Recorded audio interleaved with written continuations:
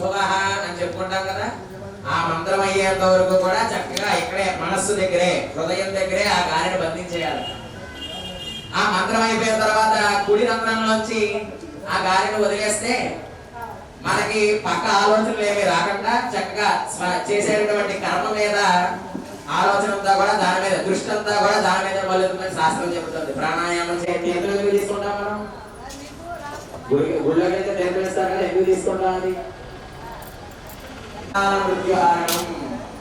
నాకు అకాల మృత్యు రాకుండా సకాలంలో నేను అనుభవించాల్సినంత అనుభవించేసి నేను వెళ్ళిపోయే టైం వచ్చేంత వరకు కూడా నేను చక్కగా ఉండి ఈ తీర్థం తీసుకున్నంత దాని ఈ తీర్థం తీసుకున్న అకాల మృత్యుహారణం, అకాలంలో మరణం వచ్చేటటువంటి అదంతా కూడా మన శరీరంలో ఉన్నటువంటి వ్యాధులందరినీ కూడా నివారణ చేస్తుంది ఆ తీర్థం. సమస్త పాపక్షయకరం, మనం చేసేటటువంటి పాపాలన్నింటినీ కూడా క్షయం చేస్తుందట. స్వామివారికి చక్కగా ఉపచారాలు ఇస్తారు కదా, పాదయో చేస్తున్నాం కదా. మీలో అమ్మవారి తరపు వారు ఎవరు, స్వామివారి తరపు వారు ఎవరు? చెప్పండి, మీరు చెప్పండి. అమ్మవారి తరపు వాళ్ళు చేతులు పైకెత్తాలి. శ్రీదేవి భూదేవి తరపు వారు చేతులు పైకెత్తాలి. నేను అమ్మవారి తరపు. అలంకరణ మహోత్సవము. స్వామివారిని అమ్మవారిని చక్కగా బొగ్గను చొక్కబెట్టి చక్కగా దండలు అన్నీ వేసి హారతిచ్చి చక్కగా వాళ్ళని అలంకరించడమే ఈ పెళ్లి కొడుకు పెళ్లి కూతురిని చేసే కార్యక్రమం అన్నమాట.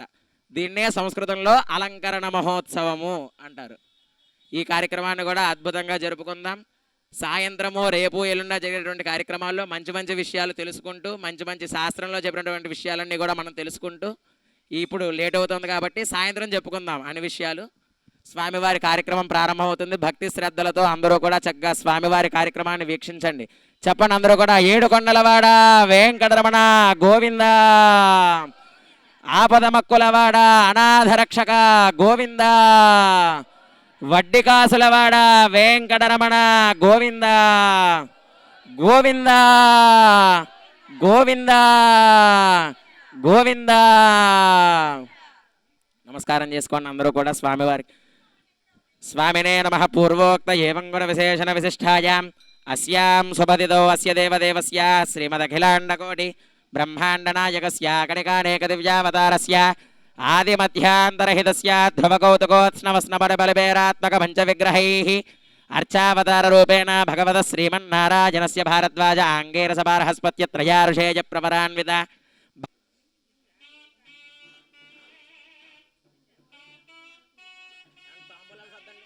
స్వామివారి గురించి తెలుసుకుందాం. స్వామివారు ఎటువంటి వాడు అంటే సహస్రశీరుష పురుష. వేదం చెబుతోంది మొత్తం ఈ ప్రపంచానికే కాదు, మొత్తం భూమండలానికే కాదు, మన పైన ఉన్నటువంటి 7 లోకాలకి, మన భూలోకానికి కింద ఉన్నటువంటి 7 లోకాలకి కూడా ఆయనే అధిపతి అని చెబుతోంది. కాబట్టి మా స్వామి వెంకటేశ్వర స్వామి సకల లోకాలకి అధిపతి. ఆయన గోత్రం భారద్వాజస గోత్రం. ఆయన గోత్రం భారద్వాజస గోత్రం. అలాగే మా స్వామివారు నల్లగా ఉంటాడు. మీ అమ్మవారికి ఇష్టమేనా మా స్వామివారు? మరి చేసుకుంటారా మా స్వామివారిని? ఇస్తారా? కట్నం ఎంత ఇస్తారు?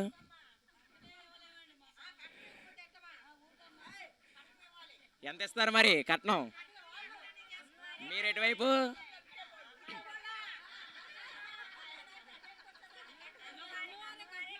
ఏమండి ఒక నిమిషం, మీరు అటే ఉన్నారు కాబట్టి మీరే ఇవ్వాలి కట్నం. ఎంత ఇస్తారు? ఏమండి? కాదు. సరే, మా స్వామివారికి కట్నం ఏమీ వద్దండి. చక్కగా బంగారం లాంటి మహాలక్ష్మి ఉంది మీ దగ్గర. ఆవిడ ఉంటే చాలు, ఆవిడే ఉండాల్సింది కాబట్టి మాకు అక్కర్లేదు. సరే, స్థలాలు ఏమైనా ఇస్తారా మీరు? ఎవరైనా ఒక 100 ఎకరాలు ఏమైనా రాస్తారా? సరే, అది కూడా వద్దండి. చక్కగా మా భూదేవి ఉంది కాబట్టి మీరు ఏమి ఇవ్వద్దు. చక్కగా అపురూపమైనటువంటి మీ కన్యలని మా స్వామివారికి ఇచ్చి చక్కగా వివాహం చేయండి.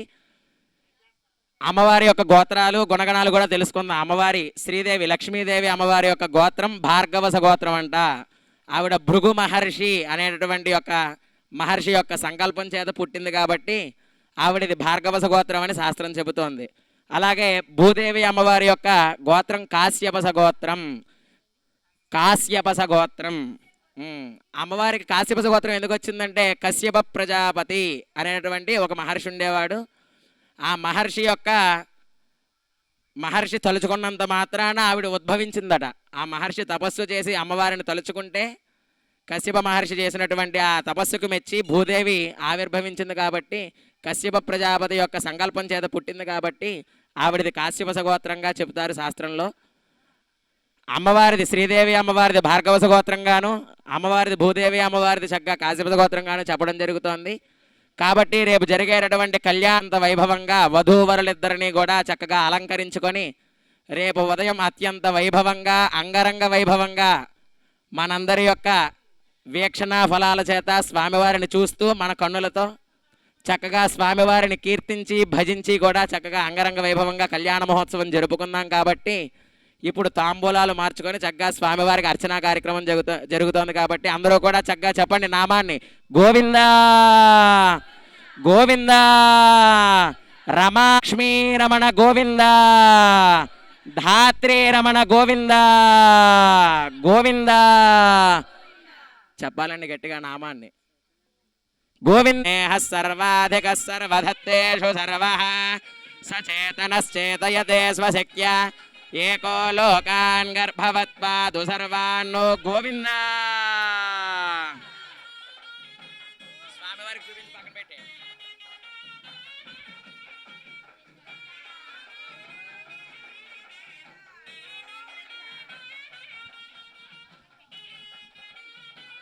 ఇప్పుడు రేపు జరిగేటువంటి కళ్యాణ మహోత్సవానికి అంతా సంసిద్ధమైంది. చక్కగా స్వామివారిని అమ్మవారిని కూడా చక్కగా ఆరాధన చేసుకొని చక్కగా బొగ్గన చొక్కబెట్టి అలంకరించుకొని రేపు జరిగేటటువంటి కళ్యాణ మహోత్సవానికి సిద్ధం చేసుకుందాం.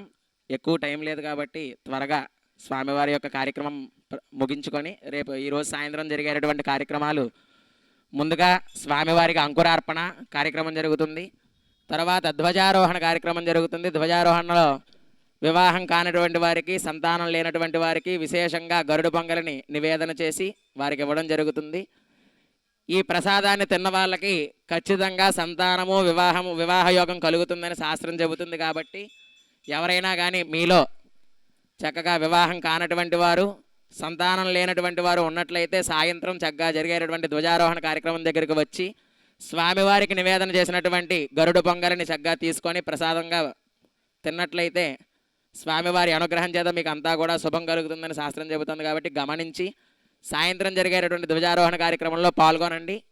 ఆసక్తి గలవారు ప్రసాదం తీసుకుందాం అనుకునేవారు ముందుగా అక్కడికి వచ్చి నిలబడితే నాకు ఒక మాట చెప్తే నేను నివేదన చేసినప్పుడు మీకు ఇవ్వడం జరుగుతుంది. గమనించి సాయంత్రం జరిగేటువంటి కార్యక్రమాల్లో అందరూ కూడా పాల్గొని స్వామివారి అనుగ్రహానికి పాత్రులు కండి. ఓం నమో నారాయణ. సాయంత్రం 7:30-8 గంటలకల్లా సాయంత్రం కార్యక్రమం ప్రారంభమయ్యేది మాత్రం 6 గంటలకల్లా 6:15 ప్రారంభమవుతుంది. భక్తులందరూ కూడా 6 గంటలకల్లా ఆలయంలో ఉండాలి. ఈరోజు ఎక్కువ కార్యక్రమం ఉంటుంది కాబట్టి మొదటి రోజు కాబట్టి ఎక్కువ కార్యక్రమం ఉంటుంది కాబట్టి గమనించి 6 గంటలకల్లా వచ్చినట్లయితే మనం ప్రారంభించుకొని చక్కగా త్వరితగా తక్కువ సమయంలోనే ముగించుకుందాం. 9-9:30 కల్లా ముగుస్తుంది కాబట్టి గమనించి చక్కగా వచ్చి స్వామివారి కార్యక్రమాల్లో పాల్గొనవలసిందిగా తెలియజేస్తున్నాం. స్వామినే నమః. ధ్యాయామి ధ్యానం సమర్పయామి. లక్ష్మీం క్షీరసముద్రరాజతనయాం శ్రీరంగధామేశ్వరీం దాసీభూత సమస్తదేవవనితాం లోకైకదీపాంకురాం శ్రీమన్మందకటాక్షలబ్ధ విభవత్ బ్రహ్మేంద్ర గంగాధరాం త్వాం త్రైలోక్యకుటుంబినీం సరసిజాం వందే ముకుందప్రియాం. ధ్యాయామి ధ్యానం సమర్పయామి. ఆవాహయామి. రయః కకుత్మాన్ విదధద్వినష్టం రయమద్విధానం తస్మై కకుత్రే వికటాయ పిత్రే నమః. వెంకటేశమావాహయామి. శ్రీనివాసమావాహయామి. లక్ష్మీపతిమావాహయామి. భక్తవత్సలమావాహయామి. శ్రియే జాతశ్రియ నిరయాయ శ్రియం వయో జరిద్రుభ్యో దధాతి శ్రియం వసానామృతత్వమాయన్ భవంతి సత్య సమిధామితద్రో. శ్రియమావాహయామి. ధృతిమావాహయామి. పవిత్రీమావాహయామి. ప్రమోదాయినీమావాహయామి. మేదినీ దేవీ వసుంధరీ స్యాత్ వసుధా దేవీ వాసవీ ब्रह्मवर्चसः पितॄणां श्रोत्रं विष्णुर्मनः हरिणीमावाहयामि पौष्णीमावाहयामि क्षोणीमावाहयामि महीमावाहयामि श्रीभूसमेत श्रीवेङ्कटेश्वरस्वामिने नमः आवाहयामि आवाहनं समर्पयामि अस्त्वासनकुं स्वभं लोके पृथ्वीशुद्धस्तपोमयं तपश्चायुस्तथा योगमस्तु ते परमं पदं पुष्पेण आसनं परिकल्पयामि स्वागतं ददामि अर्चनार्थं प्रसीद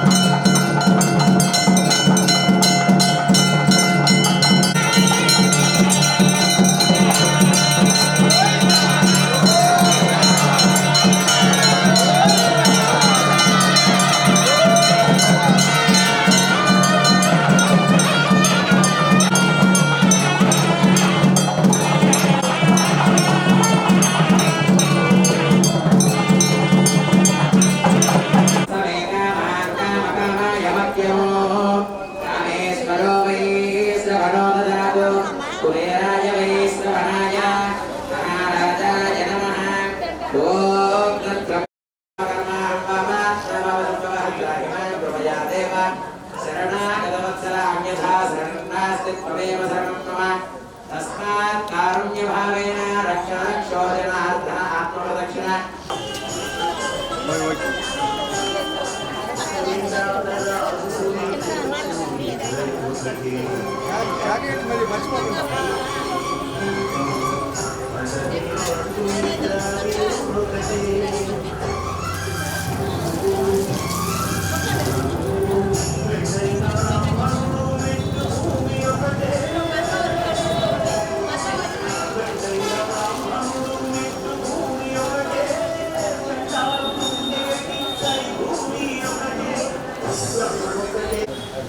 అంటే ఎర్లీ క్లైమింగ్ మీ వాళ్ళది ఎర్లీగా జరిగింది కాబట్టి కొద్దిగా టైం పడుతుంది అదే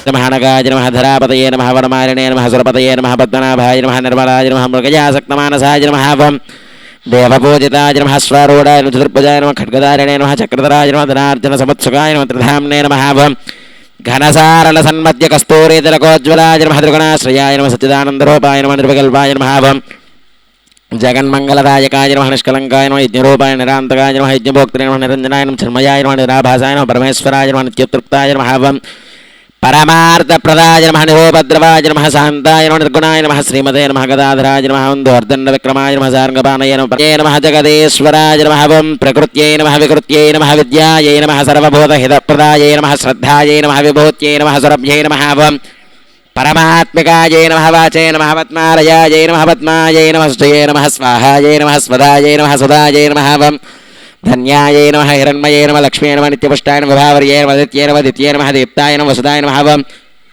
वसुधारण्ये नमः कमलायै नमः कान्ताय नमः कामाक्ष्ये नमः क्षीरोदसम्भवाय नमः अनुग्रहपरायै नमः बुद्धये नमः नगाय नमः हरिवल्लभाय नमः शोकाय नमः मृताय नमः दीप्ताय नमः लोकशोकविनाशिने नमः धर्मनिरयायै नमः करुणायै नमः लोकमात्रे नमः पद्मप्रियाय नमः पद्महस्ताय नमः पद्माक्षे नमः पद्मसुन्दर्यै नमः पद्मोद्भवाय नमः पद्ममुख्ये नमः पद्मनाभप्रियाय नमः रमाय नमः पद्ममाराधराय नमः देव्यै नमः पद्मन्ये नमः पद्मगन्धन्ये नमः पुण्यगन्धाय नमः सुप्रसन्नाय नमः प्रसादाभिमुख्याय नमः प्रभाय नमः चन्द्रवदनाय नमः चन्द्राय नमः चन्द्रसोदर्ये नमः चतुर्भुजाय नमः चन्द्ररूपाय नमः इन्द्राय नमः इन्दुसेतलाय नमः आह्लादरण्ये तुष्टये नमः शिवाय नमः शिवकर्ये नमः सत्यमबलाय नमः विश्वजनं तुष्ट्ये नमः दारिद्र्यनाशन्ये नमः प्रीतिपुष्करण्ये नमः शान्ताय नमः शुक्लमाल्याम्बराय नमः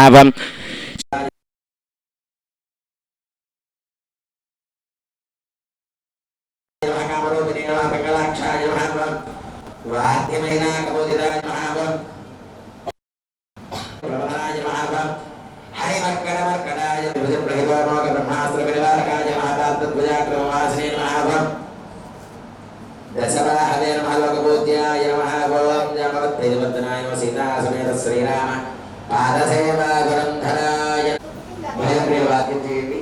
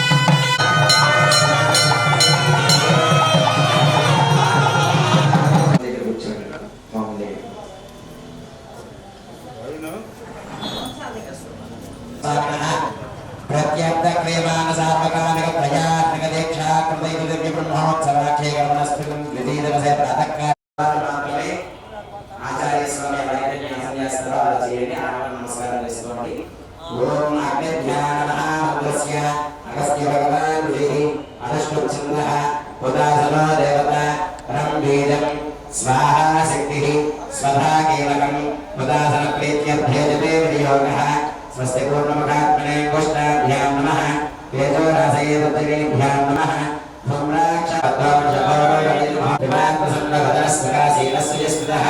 स्वाहा दक्षिणे पार्श्वे देवीं वामे सदा तदा दक्षिणहस्तेस्तु शक्तिमन्नं सुजं सुगमं वामे गदवात्तन्दुधारयन् मेषारोदञ्जलामध्यं गौरवर्णं महोदयसं सप्ताच्चित् सर्वकामदः आभिमुखमासीनं येवं ध्याये भवदासनं नित्यवरं विष्णुमग्निमण्डलमत्यगं शङ्खचक्रधरं देवं सुन्दजाम्बोरदप्रभुं सर्वयज्ञमयं देवं वेदाङ्गोपाङ्गदोपिदौ न्यासहसकासेनं ध्यायेत्यज्ञपदं हरिं ये देवप्रयोदर्वापूर्वो हि जातस्य उदग्धे अन्तः सविराजमानस्य जगत्यमानप्रत्यग्मुखास्तिष्ठति विश्वतोमुखः అందరూ కూడా అగ్నిహోత్రాన్ని అలా స్వామివారు అయితే చేస్తారో తాకి నమస్కారం చేసుకుని స్వామి చేసినట్టు చేయండి. ప్రాణపకాగ్నేమః అభిముఖో భవ శాంతో భవ అవగుండితో భవ స్థిరాసనం కురు అర్పయే నమః ధ్యాయామి ధ్యానం సమర్పయామి ఆవాహయామి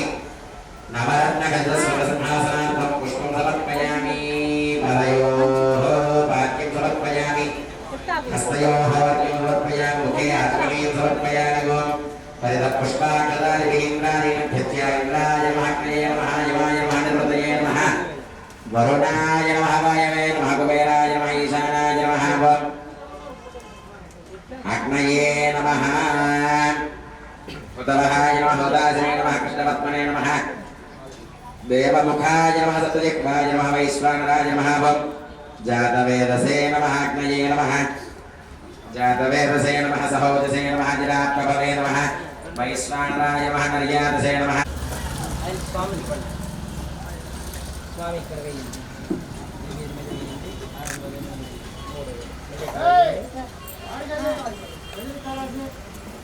నమస్కారం చేసుకోండి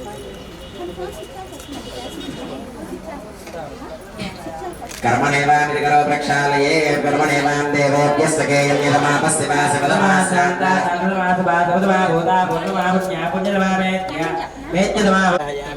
कृष्णमावाहयामि शिवमावाहयामि ब्रह्मज्ञानं प्रथमं पुरस्तात् श्रीमदस्वरुतो वेनावह ॐ भूः ब्रह्माणमावाहयामि ब्रह्माणं सुभगे करोमि सोमो धेनवं सोमोरवं तमासकं सोमो वीरं कर्मज्ञं तदाभ्यं भजामि राजन्महयामि राजनान्तरं सुन्दर आचमनीयं समर्पयामि भजनगाच्छेमि गोविन्दा यज्ञपुरुष नारायण भगवान् की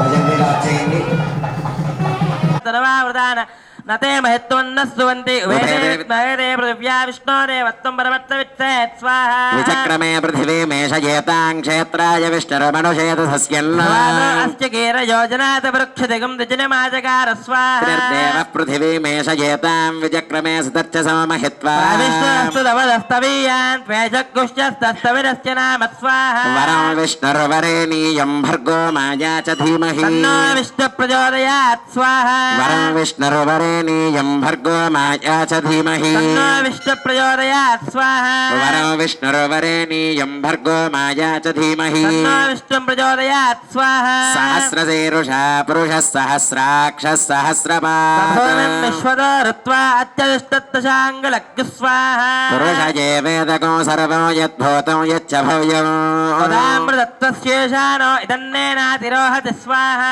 एतावान् అభిస్వాహా तस्मात् विराट जायत विराजो अधिपुरुषः ప్రజాతో అతిమదా పురస్వాహా यत्पुरुषेण हविषा देवा यज्ञमतन्वत వసంతో అస్యాసీదాత్యం గ్రీష్మ యత్మశరద్ధ విశ్వాహా सप्तास्यासन् परिधयस्त्रिः सप्त समिधः कृता దేవాయజ్ఞం తన్వానా అబద్ధన్ పురుషం పదక్కు స్వాహా तं यज्ञं बर्हिषि प्रोक्षण्णो पुरुषो जातमग्रताः తేన దేవాయ యందసాత్యార్షయశ్చయే స్వాహా पुनरोर्जानि वर्तस्व पुनरग्नयिषायुषा పునర్నపాహి విశ్వద స్వాహా सहर्यानि वर्तस्वाग्ने पिन्वस्व धारय విశ్వస్వయే విశ్వదస్పరి స్వాహా लेकस्सु लेकस्तेन आदित्या आज्योतिषान वियन्तु केतस्य केतस्सु केतस्तेन आदित्या आज्योतिषान वियन्तु వయస్సాగం అనిదర్తేవ జ్యోతిస్తేన ఆదిత్య ఆద్యంజుషానాభయంతు స్వాహా मेदिनी देवी वसुन्धरे स्यात् वसुधा देवी वासवी బ్రహ్మవచ్చద పితృణా స్తోత్రం విష్ణుర్మన స్వాహా దేవి హరా వేసేసేయండి మళ్ళీ తీసుకోండి ఓం భువ స్వాహ మళ్ళీ తీసుకోండి మొత్తం తీసేసుకోండి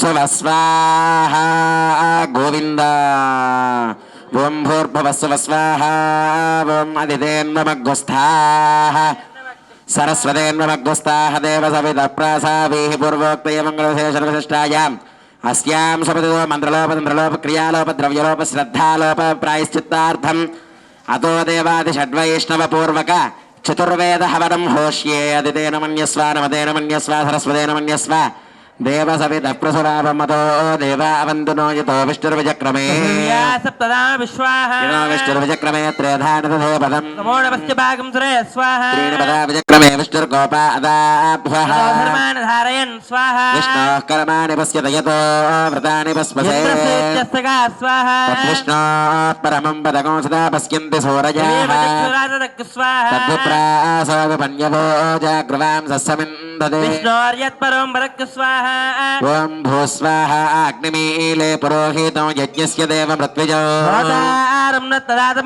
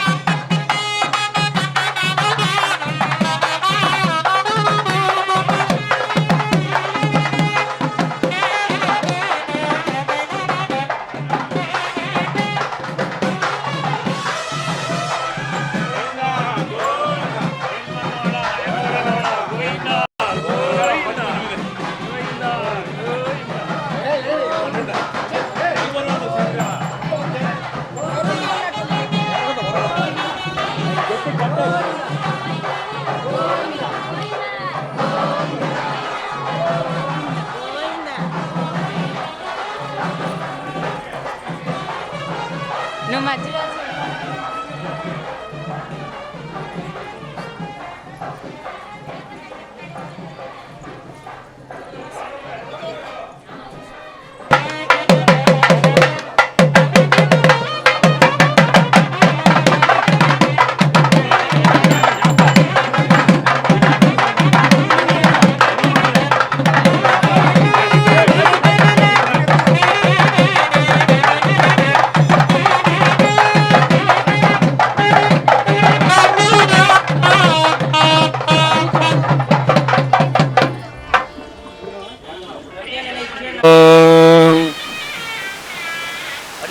నమస్కారం చేసుకోండి. శుక్లాంబరధరం విష్ణుం శశివర్ణం చతుర్భుజం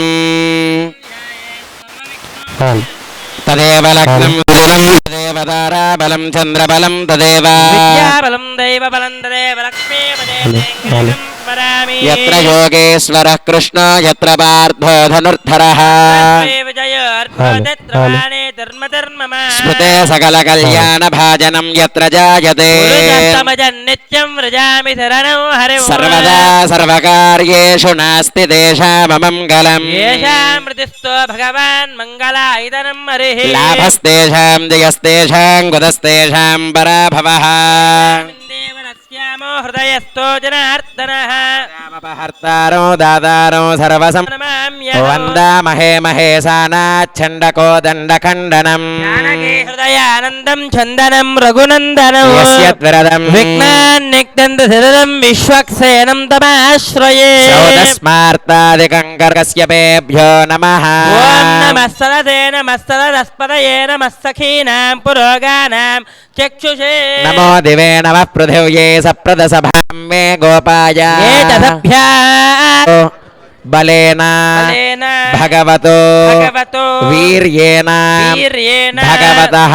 భగవతః తేజసా తేజసా భగవతః భగవతః కర్మణా కర్మణా భగవతః భగవతః అనుగ్రహీతో గృహీతో భగవతః భగవతః అనుధ్యాతో అనుధ్యాతో భగవన్ భగవన్ ధ్యాత్వా ధ్యాత్వా భగవత్ భగవత్ కర్మ కర్మ కరిష్యామి కరిష్యామి తద్భగవాన్ అనుమన్యతాం నమస్కార్యకాః సంతే దేవతా వివిధం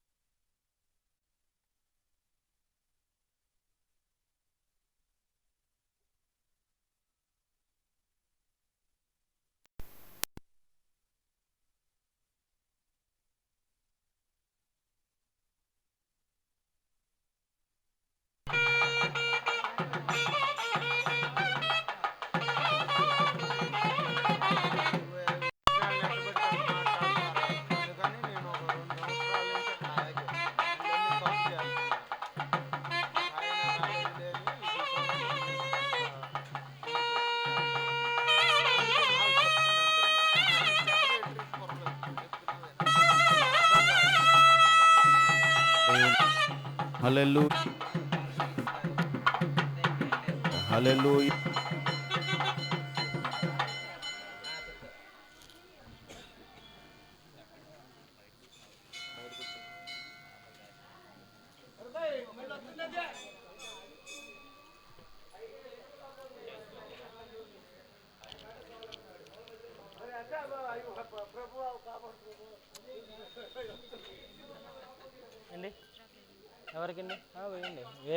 కృష్ణ వాసుదేవ ప్రద్యుమ్న నిరుద్ధ పురుషోత్తమ ధోక్షజ నరసింహాచ్యుత జనార్దన ఉపేంద్ర హరే శ్రీకృష్ణాయ నమః శ్రీకృష్ణ పరబ్రహ్మణే నమః.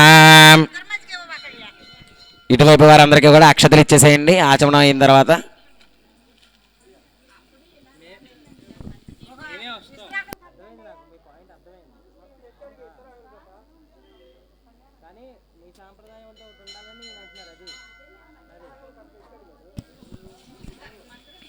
ద్వారే రాజముఖే సర్వదా దిగ్విజయ ప్రాప్త్యర్థం ఆగామి సంచిత ప్రారబ్ధ దుష్కర్మణ నివారణార్థం మమ గోచార గ్రహచార నామనక్షత్ర జన్మనక్షత్ర నామరాశి జన్మరాశి వశ ఏ ఏ పాపగ్రహ అరిష్ట స్థానైః స్థితైః గ్రహాణాం తద్దోష పరిహారార్థం శుభగ్రహ శుభవీక్షణ శుభఫల ప్రాప్త్యర్థం దుస్వప్న దుశ్చరిత దుర్నిమిత్త దుష్టారిష్ట పరిహారార్థం అగ్నిభయ చోరభయ రాజభయ వైరభయ సర్వభయ సర్వాదుష్టభయ నివారణార్థం సంపూర్ణ ఆయుష్యాభి ఆరోగ్యత సిద్ధ్యర్థం శ్రీ నీలాదేవి భూదేవి సమేత శ్రీ వెంకటేశ్వర స్వామినః పరిపూర్ణ అనుగ్రహ ప్రసాద ఫల సిద్ధ్యర్థం విశేష వర్షే వర్షే ప్రయుక్త వార్షిక త్రయాహ్నిక దీక్షా కృతయుత దివ్య బ్రహ్మోత్సవ ఆఖ్యయ కర్మణి స్వామినః తిరుకల్యాణ మహోత్సవ ఆఖ్యయ కర్మణి తదాదౌ శుద్ధ్యర్థం వృత్యర్థం శాంత్యర్థం అభ్యు ఉదయార్థం చ మహాజనైః సహ స్వస్తి సుపుణ్యాహం కరిష్యన్ ఆదౌ ఆరాధనం చ కరిష్యే. అందరూ కూడా మీకు ఇచ్చినటువంటి గ్లాసుల్లో గ్లాసులు ఇచ్చారు కదా, నీళ్ళ గ్లాసులు మధ్యవేళ నీటిలో ముంచి నమస్కారం చేసుకోండి.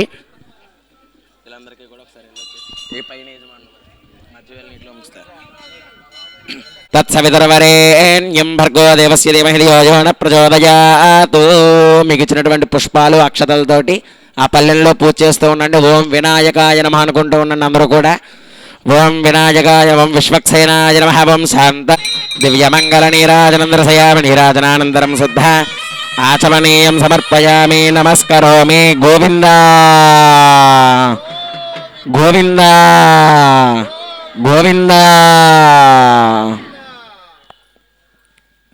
నీరాజనభూత సూర్యస్య రశ్మిభిః సర్వతీర్థజలం పుణ్యం పావనం సర్వకారణం విష్ణుపాదోద్భవం శుద్ధం సర్వమంగళదాయిన బ్రహ్మణా సంవృతం యచ్చామంత్రబోధం స్వభావహం కావేరి కృష్ణవేణే జగౌతమే భాగీరథే విఖ్యాత పంచగంగా ప్రకీర్తిత కోర్చాగ్రరాక్షసాన్ చిందేజే తత్కర్మ విఘాతినః త్వామర్పయామి కుంభేస్మిన్ సాఫల్యం గురుకర్మసు వృక్షరాజ సమద్భూత శాఖాయా పల్లవత్వజః యుష్మాన్ కుంభే హర్పయామి. సర్వదోషాపనుత్తయే నాళికేర సమద్భూత త్రినేత్ర హరసంహదా శిఖయా దురితం సర్వం సహిరత్నాని దాసుషే సువాది సవితా భగహతం భాగం చిత్రమీమహే కరకే పాంచభౌతికమావాహయామి.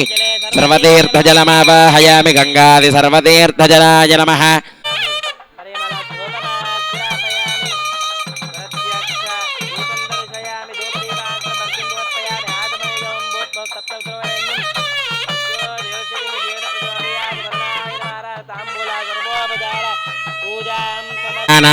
గాత్రాయ కామితార్థప్రదాయినే శ్రీమద్వేంకటనాథాయ శ్రీనివాసాయ మంగళం. ఆనందకర్పూర నీరాజనం దర్శయామి. నీరాజనానంతరం శుద్ధ ఆచమనీయం సమర్పయామి. నమస్కరోమి. గోవింద రమారమణ గోవింద విద్యోద్భరం ధీమే అప్యాకామ్యాని జనిష్ఠో అపోనర్జస్తు జాత ప్రోర్వసేత్రత దీర్ఘమాయుః సదంజేవ శరదో వర్ధమానః సదం హేమంతాంచతము వసంతాన్ తదమింద్రాగ్నేద పితా బృహస్పతిస్తదా సంవత్సరేణ మృతక్య స్వస్తి హిరణ్యరూపః స హిరణ్యసందృగపాం న పాత్సేదు హిరణ్యవర్ణః హిరణ్యయా పరియోనేన శత్యా హిరణ్యదారుదత్యన్నమస్మై అధ్యామస్తోమో సనుజామవాజమానో మంత్రో సరదేహోపజాతో యశోనభక్తం మధుగోష్వంతరా భూతాంసో అస్మినో కామమప్రా ఆహార్షంద్వా విదంద్వా పునరాగా పునర్నవా సర్వాంగ సర్వం తే చక్షుస్మహే విష్ణుగుం సూర్యం బ్రహ్మాణం చ బృహస్పతిం వరుణా సోమనసమదృప్తో రాజస్పోషం యజామానేషు ధత్తం ప్రజాపుష్టిం భూతిమస్మాదు దత్తం దీర్ఘాయుత్వాయ ప్రతిరతన్నాయుః శ్రియ జాత శ్రియ నిర్యాయ శ్రియం వయోజరిదృభ్యో దదాయుష్యమస్తు అస్తు. ఆరోగ్యమస్తు అస్తు.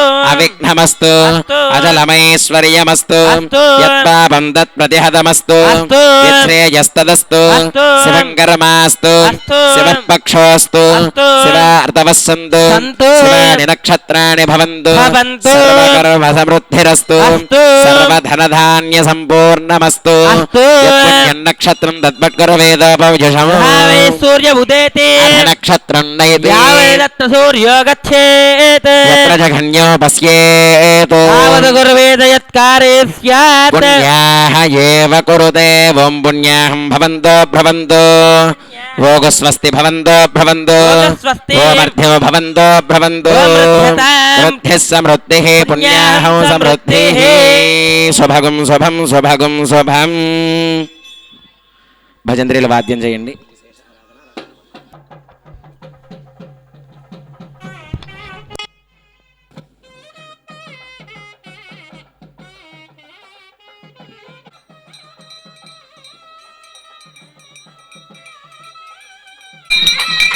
శ్రీవైకుంఠ విరక్తాయ స్వామి పుష్కరిణీ తటే రమయా రమమానాయ వెంకటేశాయ మంగళం స్వామినః ఆనందకర్పూర దివ్యమంగళ నీరాజనం దర్శయామి నీరాజనానంతరం శుద్ధ ఆచమనీయం సమర్పయామి నమస్కరోమి.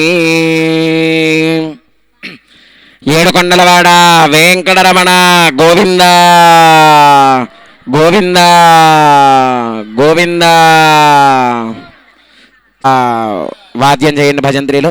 ఓం విష్ణురమాం రక్షతు చక్రమూర్ధ్వం ధనుః పూర్వకో శక్తిర్దక్షిణమపరం గదోదే చేన్నందకో అధస్తాద్వాసుకిరంతరేష్వదరేస్త్రాః విఘ్నో విఘ్నాధీశ ప్రసాదాదింద్రో భయాద్ దుఃఖాద్ యమో వరుణో విక్రమాత్ కుబేరోర్దక్షయాచ్రే సర్వాభ్యవో నాభ్యः సమ్యక్ సుమనసः సర్వే రక్షంతు. స్వస్తిదా విశస్పతిర్వృత్రః విమృధో వసే వృషేంద్ర పురజేతున స్వస్తిదా అభయంకరాః.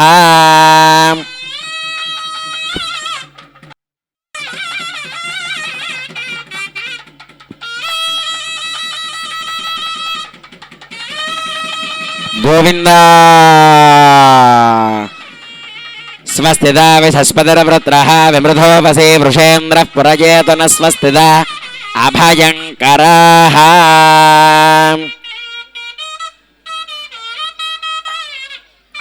రక్షాబంధన ముహూర్తస్సు ముహూర్తో అస్తు.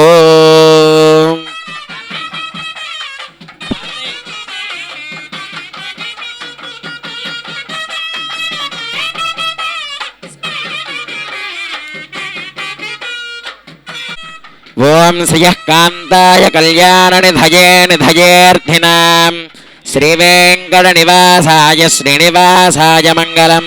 స్వామినే నమః. రమారమణ గోవింద లక్ష్మీరమణ గోవింద ధాత్రీరమణ గోవింద. సాధారణంగా మనందరికీ కూడా వినాయకుడు అంటే తెలుసు కాబట్టి ఈ విశ్వక్సేనుడు అనేటువంటి వారు ఎవరు అని మనందరికీ సందేహం రావచ్చు. ఈ విశ్వక్సేనుడు అనేటటువంటి వాడు విష్ణుగణాలకంతటికి కూడా అధిపతి అంట ఆయన. మరి వెంకటేశ్వర స్వామి వారి కార్యక్రమం కదా, ఎటువంటి విఘ్నాలు కలగకుండా అంతా అవిఘ్నంగా స్వామివారి యొక్క కళ్యాణం జరగాలని ముందుగా విశ్వక్సేనారాధన గావించారు. తర్వాత పుణ్యాహవచన కార్యక్రమం గావించారు. ఆ నీళ్ళల్లో పంచగంగలని ఆవాహన చేసి వాటికి ఉపచారాలు ఇచ్చి చక్కగా స్వామివారి యొక్క కళ్యాణ మహోత్సవానికి వినియోగించేటటువంటి ద్రవ్యాలన్నిటి మీద కూడా ప్రోక్షణ చేసి వాటినంటినీ కూడా శుచి చేశారనమాట. తర్వాత స్వామివారికి రక్షాబంధన కార్యక్రమం జరిగింది. తర్వాత మనందరికీ కూడా స్వామివారికి కట్టినటువంటి రక్ష మనందరం కూడా ధరించడం జరుగుతుంది. ఈ రక్షాబంధన అనంతరం స్వామివారికి పాద ప్రక్షాళన కార్యక్రమం జరుగుతుంది. ఎందుకు చేయాలి పాద ప్రక్షాళన అంటే, ఒకానొక నాడు స్వామి త్రివిక్రమావతారంలో ఉన్నాడట. వామనావతారంలో స్వామివారికి దశావతారాలు తెలిసిందే కదా మనందరికీ.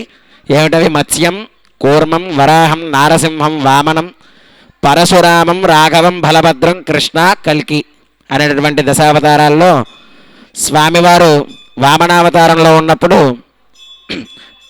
బలిచక్రవర్తి అనేటటువంటి ఒక చక్రవర్తి ఉండేవాడట. ఆయన దాన ధర్మాలు చేస్తూ ఉండేవాడట. ఎవరు వెళ్ళి ఏమడిగితే వాళ్ళకి అది ఇచ్చేసేవాడు. స్వామి నా దగ్గర డబ్బు లేదు రాజా అంటే డబ్బు కావాలా తీసుకో అనేవాడట. స్వామి నా దగ్గర ఆభరణాలు లేవంటే ఆభరణాలు ఇచ్చేసేవాడట. స్వామి నాకు గృహం లేదు అంటే గృహం ఇచ్చేసేవాడట. సరే అదంతా కూడా ఆయనకి ఎక్కడి నుంచి వచ్చిందంటే, విష్ణువుకి తపస్సు చేశాడట ఆయన. ఒకప్పటి కాలంలో ఆయన రాజు కాకముందు ఆయన తపస్సు చేస్తే ఆ తపస్సుకు మెచ్చినటువంటి మహావిష్ణువు ఆయనకి వరం ఇచ్చాడనమాట. నువ్వు ఒక రాజ్యాన్ని ఏలుతావు అని వరాన్ని ఇస్తే, ఆ రాజ్యాన్ని ఏలుతున్నప్పుడు అతని సంపద అన్నీ కూడా ఎవ్వరు అడిగితే వాళ్ళకి దానం చేసేసేవాడట.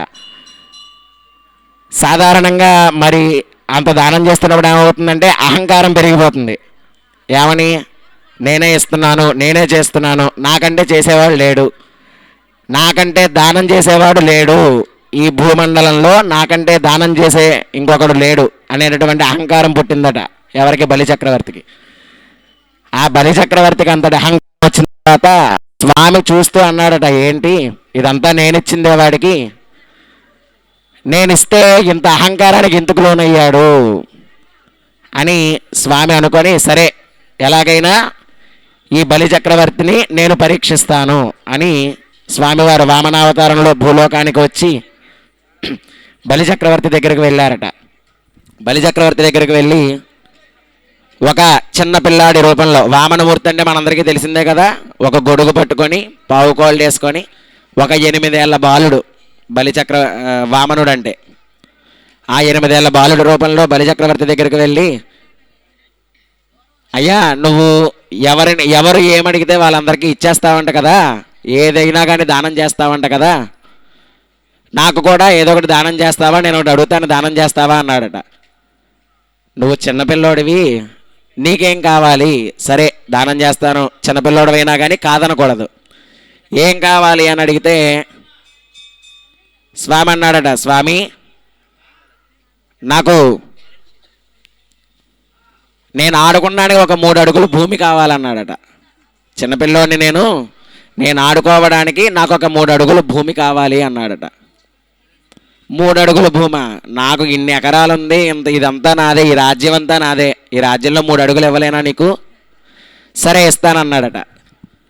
అలా కాదు, మీరిస్తే నేను తీసుకోను, నేను ఎక్కడైతే అడిగేస్తానో ఆ అడుగు నాకు ఇచ్చేయాలన్నాడట. సరే ఇస్తానన్నాడట. మరి కాదనలేడు కదా బలిచక్రవర్తి. బాలుడు అడిగాడు, సరే అని మొదటి అడుగు అతని రాజ్యం మీద వేశాడట. అతని రాజ్యం మీద మొదటి అడుగు వేశాడు. వామనమూర్తి అంటే ఆయనకి 3 పాదాలు ఉంటాయి. మహావిష్ణువు అవతారంలో వామనమూర్తికి 3 కాళ్ళు ఉంటాయి అన్నమాట. ఆ 3 కాళ్ళల్లో ఒక కాలుని భూమండలం మీద వేశాడట, ఇంకొక కాలుని ఏం చేశాడటే అతని రాజ్యం మీద వేశాడట, ఇంకొక కాలుని అలాగా వైకుంఠానికి ఉన్నాడు, భూమండలాన్ని తీసుకున్నాడు. తర్వాత ఆ పైన ఆకాశాన్ని అందేటట్టుగా ఒక కాలుని పైకెత్తాడట. ఈ 3 అడుగులు నాకు ఇచ్చే అన్నాడట. సరే ఇచ్చేస్తానన్నాడట. ఆ పాదం ఎక్కడికి వెళ్ళింది? అలాగా ఆ పాదం ఆ వామనమూర్తి 8 ఏళ్ల బాలుడు 3 అడుగుల నుంచి ఆకాశమంతా అయిపోయాడట. స్వామి విష్ణుమూర్తి అయిపోయేటప్పటికి ఆయన పాదాలు ఏమైనాయి? అలాగ వైకుంఠం కేసి వెళ్ళినాయట. వైకుంఠానికి వెళుతుండగా ఆ పాదాన్ని బ్రహ్మలోకంలో బ్రహ్మ సరస్వతి కూడా చూశారట. ఇదేంటిది, ఇది నా లోకంలోంచి ఏదో పాదం వెళ్తోంది, ఎవరిది దాన్ని చూసేటప్పటికి మహావిష్ణువు యొక్క పాదం అంటది. ఆ సమయంలో మహావిష్ణువుని చూసి చక్కగా ఆయన బ్రహ్మదేవుడు ఆయన కమండలంలో ఉన్నటువంటి నీళ్లను తీసుకొని, స్వామి నా జన్మ ధరించిపోయింది, నా లోకమంతా కూడా పునీతమైపోయింది, ఈ బ్రహ్మలోకమంతా కూడా నువ్వు అడుగు పెట్టావు కాబట్టి పవిత్రమైపోయింది, కాబట్టి నువ్వు ఒక పని చేస్తావా అన్నాడట. స్వామి విష్ణుమూర్తిని చూసి, సరే ఒక 5 నిమిషాలు ఉండండి, నేను మిమ్మల్ని మీ కాళ్ళు కడిగి నేను పునీతం అవుతాను అని బ్రహ్మదేవుడు చక్కగా ఆయన కమండలంలో ఉన్నటువంటి నీళ్ళని తీసుకొని వెళ్ళి స్వామివారి యొక్క పాదాన్ని కడిగాడట బ్రహ్మదేవుడు. అందుకనే అన్నమాచార్యుల వారు ఏం రాశారు కీర్తన, బ్రహ్మ కడిగిన పాదము అనే కీర్తన ఉంది కదా, అన్నమాచార్యుల వారు రాసింది. అట్లాగా ఆ కాళ్ళు కడిగే దీంట్లో ఆంతర్యం అదనమాట. బ్రహ్మదేవుడు కడిగినటువంటి పాదాలని మనం కూడా ఆయన కళ్ళ ముందు స్వామివారి పాదాలను నిజంగా కడిగినా మనం కడగలేం కదా, కాబట్టి ఆయన పాదుకలనే మనం పాదాలుగా భావించి చక్కగా స్వామివారి కళ్యాణ మహోత్సవంలో పాద ప్రక్షాళన కార్యక్రమం జరుపుకుంటాం త్వరలో, మరికొద్ది నిమిషాల్లో. భక్తులందరూ కూడా భక్తి శ్రద్ధలతో స్వామివారి యొక్క కార్యక్రమాన్ని వీక్షించండి. మరి మంచి మాటలు, ఇంకా మరికొన్ని మంచి మాటలు కార్యక్రమంలో జరుగుతూ ఉండగా చెప్పుకుందాము. భక్తులందరూ కూడా భక్తి శ్రద్ధలతో గోవిందా గోవిందా గోవిందా స్యసాని నమోస్త్వనంతాయ సహస్రమూర్తయే సహస్రపాదాక్షి శిరోరుబాహవే సహస్రామ్నే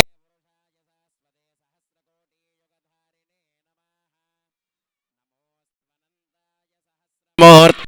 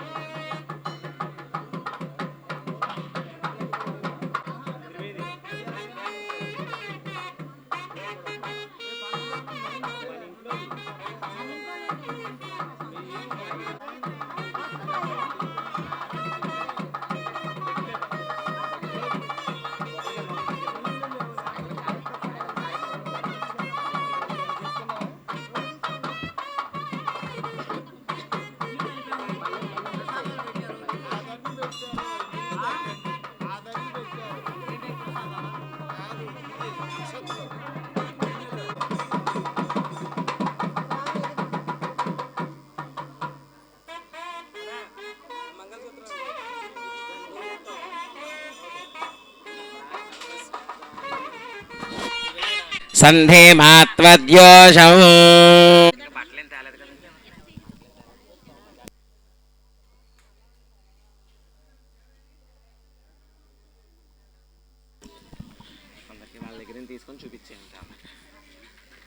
శ్రీమదఖిలాండ కోటి బ్రహ్మాండ నాయకులైనటువంటి పెదవడ్లపూడి గ్రామంలో వేంచేసినటువంటి శ్రీ నీలాదేవి భూదేవి సమేత శ్రీ వెంకటేశ్వర స్వామి వారి తిరుకల్యాణ మహోత్సవ సమయమందు దాసానుదాసులు తమ భక్తులు, గ్రామస్తులు, ఆలయ ధర్మకర్తలు, ఆలయ కమిటీ సభ్యులందరూ కలిసి స్వామివారికి భక్తితో సమర్పించినటువంటి పట్టు మధుపర్కద్వయం భజంత్రిలు గోవింద. ఓం తేజోవత్స్యావస్సవిద ప్రసవే అశ్వినోర్బాహుభ్యాం పూష్ణో హస్తాభ్యాం హృది గృహ్ణామి.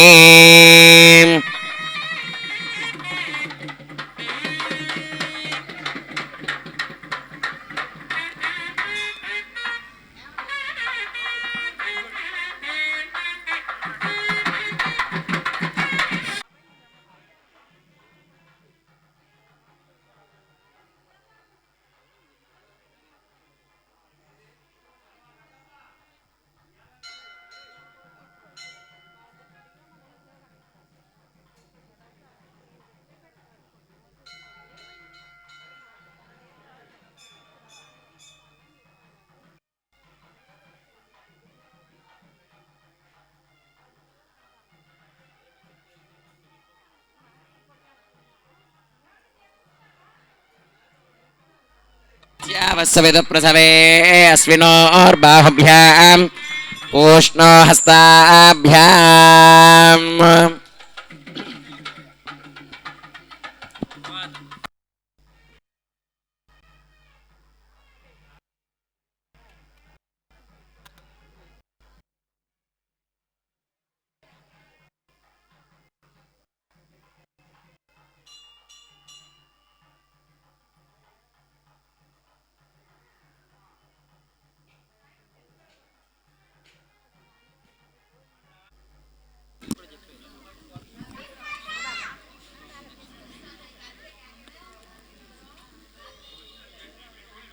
భజంత్రీల వాద్యం చేయండి.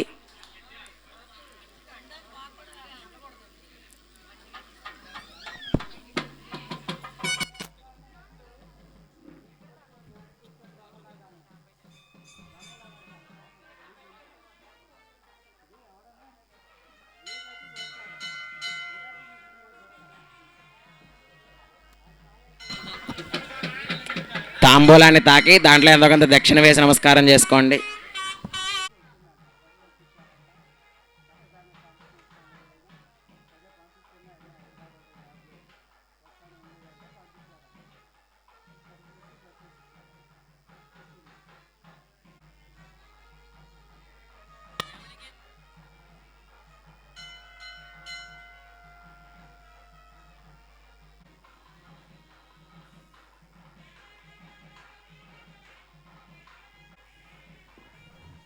హలో అమ్మా, భక్తులందరూ స్వామివారికి కళ్యాణం అవుతుందరు.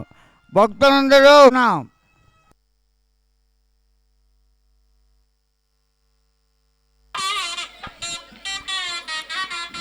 భజంత్రీలు ఆప్ చేయండి.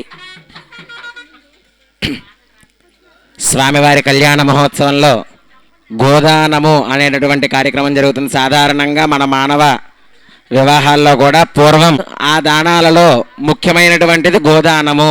శాస్త్రం చెప్పింది ఏంటంటే, ముఖ్యంగా మన మానవాళిలో ప్రతి ఒక్కరూ కూడా చేయవలసిన దానాలు ఏమిటి అంటే 3 దానాలట. ఏమిటా 3 దానాలు?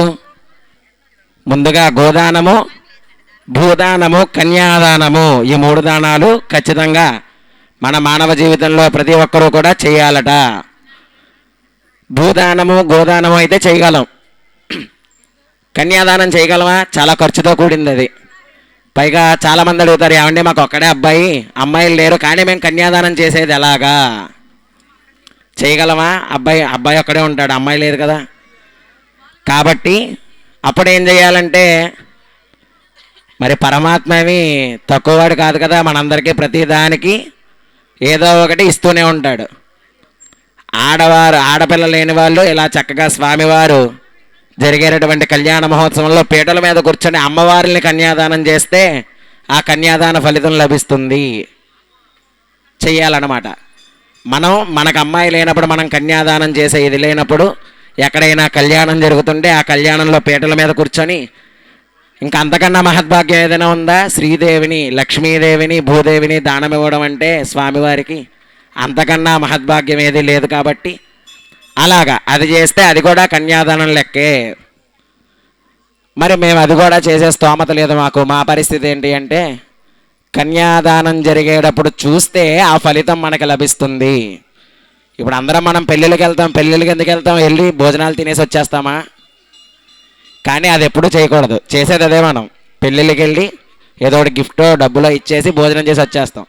కానీ పెళ్ళికి వెళ్ళి ఏం చేయాలంటే కన్యాదానం చూసి రావాలట. మన మానవ జీవితంలో ప్రతి ఒక్కరు పెళ్ళికి వెళ్ళి మాంగళ్యధారణ అయిపోతే పెళ్ళి అయిపోయినట్టు కాదు. పెళ్ళి ఎందుకు చేస్తారు అంటే కన్యాదానం కోసమే. మరి దానికే కదా. మాంగళ్యధారణ ఎందుకు చేస్తారు అంటే ఓహో ఈవిడికి పెళ్ళి అయ్యింది అని తెలియడానికి మాత్రమే చిహ్నం అది. మాంగళ్యధారణ వేసుకున్న వారు వివాహమైనటువంటి వారు. ఇప్పుడు నాకు మెల్ల యజ్ఞోపేతం ఉంది, ఏమంటారు? ఏమంటే మీకు జన్యం వేస్తారా, ఉపనయనం అయిపోయిందా అంటారు. ఇప్పుడు నేను ఈ మంత్రాలు చదవడానికి అర్హత ఏంటి? ఈ జన్యం. అలాగా ఆడవారికి వివాహమైనది అని తెలియడానికి మాత్రమే మాంగళ్యం అన్నమాట. అదే సుముహూర్తం కాదు. జీలకర్ర బెల్లం పెట్టడమే సుముహూర్తం కాదు. అసలైన ముహూర్తం ఏమిటంటే కన్యాదానం చేయడం అనేది శుభముహూర్తము. దాన్ని పెద్దవారు శుభముహూర్తంగా దాన్ని నిశ్చయించారు. కానీ ఇప్పుడు జరిగేటువంటి మానవాళిలో శుభముహూర్తము అంటే జీలకర్ర బెల్లం పెట్టేస్తున్నారు, అయిపోయింది, ఇంకా అక్కడితో పెళ్ళి అయిపోయింది, అందరూ అక్షతలు వేసేస్తున్నారు, భోజనం చేస్తున్నారు, వెళ్ళిపోతున్నారు. కానీ చేయాల్సింది అది కాదట. ఎక్కడైనా వివాహానికి వెళ్ళినప్పుడు మనం కన్యాదానం చేయగలిగే స్తోమత ఉన్నా అక్కడ జరిగేటటువంటి కన్యాదానాన్ని చూస్తే మనం కూడా కన్యాదానం చేసినంత ఫలితం లభిస్తుంది. కాబట్టి ఎక్కడికైనా వివాహానికి వెళ్ళినప్పుడు ఈసారి మీరు అందరూ కూడా కన్యాదానం జరిగేంత వరకు ఉండండి. కన్యాదానం జరిగేంత వరకు ఉండి అంటే 100 అశ్వమేధ యాగాలు దశరథ మహారాజ్ చేశాడు. అశ్వమేధ యాగం, అలాంటి అశ్వమేధ యాగాలు ఇప్పుడు మన భూలోకంలో ఎవరు చేయలేరన్నమాట. అశ్వమేధ యాగం అంటే, అశ్వమేధ యాగం అంటే ఒక గుర్రాన్ని తీసుకొచ్చి ఆ గుర్రానికి పూజ చేసి హోమం ప్రారంభిస్తారు. ఆ హోమం ప్రారంభించినప్పుడు ఆ గుర్రాన్ని వదిలేసి ఆ గుర్రం ఎంత దూరం అయితే వెళుతుందో అంత దూరము కూడా నడుచుకుంటూ వెళ్ళి ఆ గుర్రాన్ని తీసుకొని రావాలట. ఇంకా చాలా తంతుంది దాంట్లో. అశ్వమేధ యాగం అనేది ఒక మహాకార్యం అన్నమాట. అది మహాయజ్ఞం. ఆ యజ్ఞాన్ని ఇప్పుడు ఉన్నటువంటి మానవులు ఎవరో కూడా చేయలేరు. కానీ అది చేయగలిగేటటువంటి ఫలితం రావాలంటే కన్యాదానం చేస్తే వస్తుందని శాస్త్రం చెబుతోంది. ఒక యజ్ఞం చేసినంత కాదంట, 100 అశ్వమేధ యజ్ఞాలు చేసినంత పుణ్యం కన్యాదానం చేస్తే, కన్యాదానం చూస్తే లభిస్తుంది. కాబట్టి ప్రతి ఒక్కరూ కూడా ఎక్కడికైనా కళ్యాణానికి కానీ పెళ్ళిళ్ళకి కానీ ఎక్కడికైనా వెళ్ళినప్పుడు చక్కగా కన్యాదానాన్ని చూసి రండి.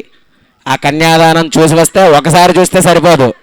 మనం బ్రతికున్న నాళ్ళు ఎక్కడ కన్యాదానం జరిగినా చూడాల్సిందే. అందరూ కూడా చక్కగా ఎక్కడికైనా వెళ్ళినప్పుడు కన్యాదానాన్ని చూసి వస్తే ఆ ఫలితం మనకు లభిస్తుంది. కాబట్టి అందరూ కూడా గమనించి చక్కగా ఎక్కడికైనా వెళ్ళినప్పుడు కన్యాదానం జరుగుతుంటే చూసి నమస్కారం చేసుకోండి. కన్యాదానంలో అంత అంతర్యం ఉందన్నమాట. తర్వాత ఇప్పుడు మీ దగ్గరికి తాంబూలం తీసుకొచ్చారు కదా, ఆ తాంబూలాన్నే మనం స్వామివారికి గోవుగా ఆవుగా భావించి, స్వామి నేను నీకు గోవునివ్వలేను, ఇదిగో దాని రూపంలో ఈ డబ్బుని ఈ తాంబూలాన్ని నీకు ఇస్తున్నాను అని చెప్పి మనం దాంట్లో దక్షిణ వేసి చక్కగా దండం పెట్టుకొని స్వామివారికి ఆ తాంబూలాన్ని సమర్పిస్తున్నాం. తర్వాత సుముహూర్త కార్యక్రమం జరుగుతుంది, జీలకర్ర బెల్లం. దానికంటే ముందుగా మంగళాష్టకాలు అనేటువంటి శ్లోకాలు కూడా చదవడం జరుగుతుంది. మహాసంకల్ప పఠనం జరుగుతుంది. మహాసంకల్పం అయిన తర్వాత ఆ మహాసంకల్పంలో ఉన్నది ఏమిటనేది మీరు అందరికీ కూడా వివరిస్తాను నేను. భక్తులందరూ కూడా చక్కగా భక్తి శ్రద్ధలతో స్వామివారి కార్యక్రమాన్ని వీక్షించండి. సుముహూర్తే సావధాన, లగ్నే సావధాన, శ్రీలక్ష్మీనారాయణ ధ్యాన సావధాన. కౌసల్యా ప్రియనందనో రఘుపతిః కోదండ దీక్షా గురు ధీమాన్ పంకజలోచన సురనుత సీతామనో వల్లభః. రామశత్రునిబర్హణో గుణనిధిర్గంభీరవారాన్నిధిః కాకుత్సాన్ వయసంభవశ్చ భవతాం కుర్యాత్ సదా మంగళం. సావధాన శుభలగ్నే సావధాన శుభముహూర్తే సావధాన.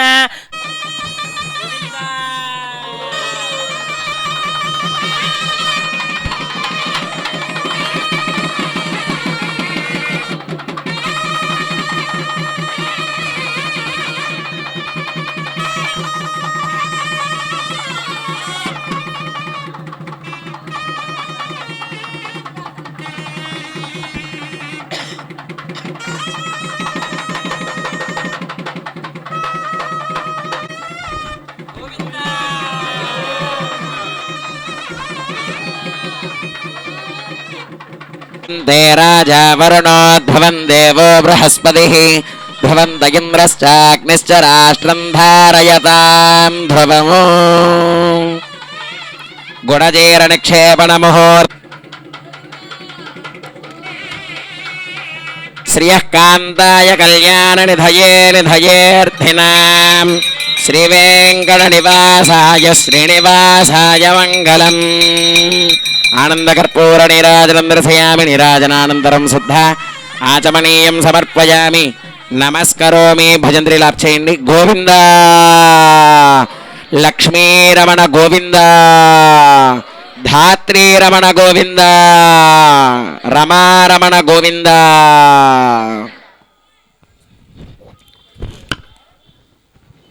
స్వామివరం కన్యాదానానికి ముందు మహాసంకల్ప పఠనం జరుగుతుంది. ఈ మహాసంకల్పం అనేది సముద్ర స్నానాలకు వెళ్ళినప్పుడు, నదీ స్నానాలు చేసినప్పుడు, ఇలాగా స్వామివారి కళ్యాణాన్ని జరుపుకున్నప్పుడు మహాసంకల్ప పఠనం చేసేవారట. కన్యాదానం చేసేటప్పుడు, గోదానం చేసేటప్పుడు కూడా ఈ మహాసంకల్పాన్ని పఠించమని చెబుతోంది కాబట్టి శాస్త్రం.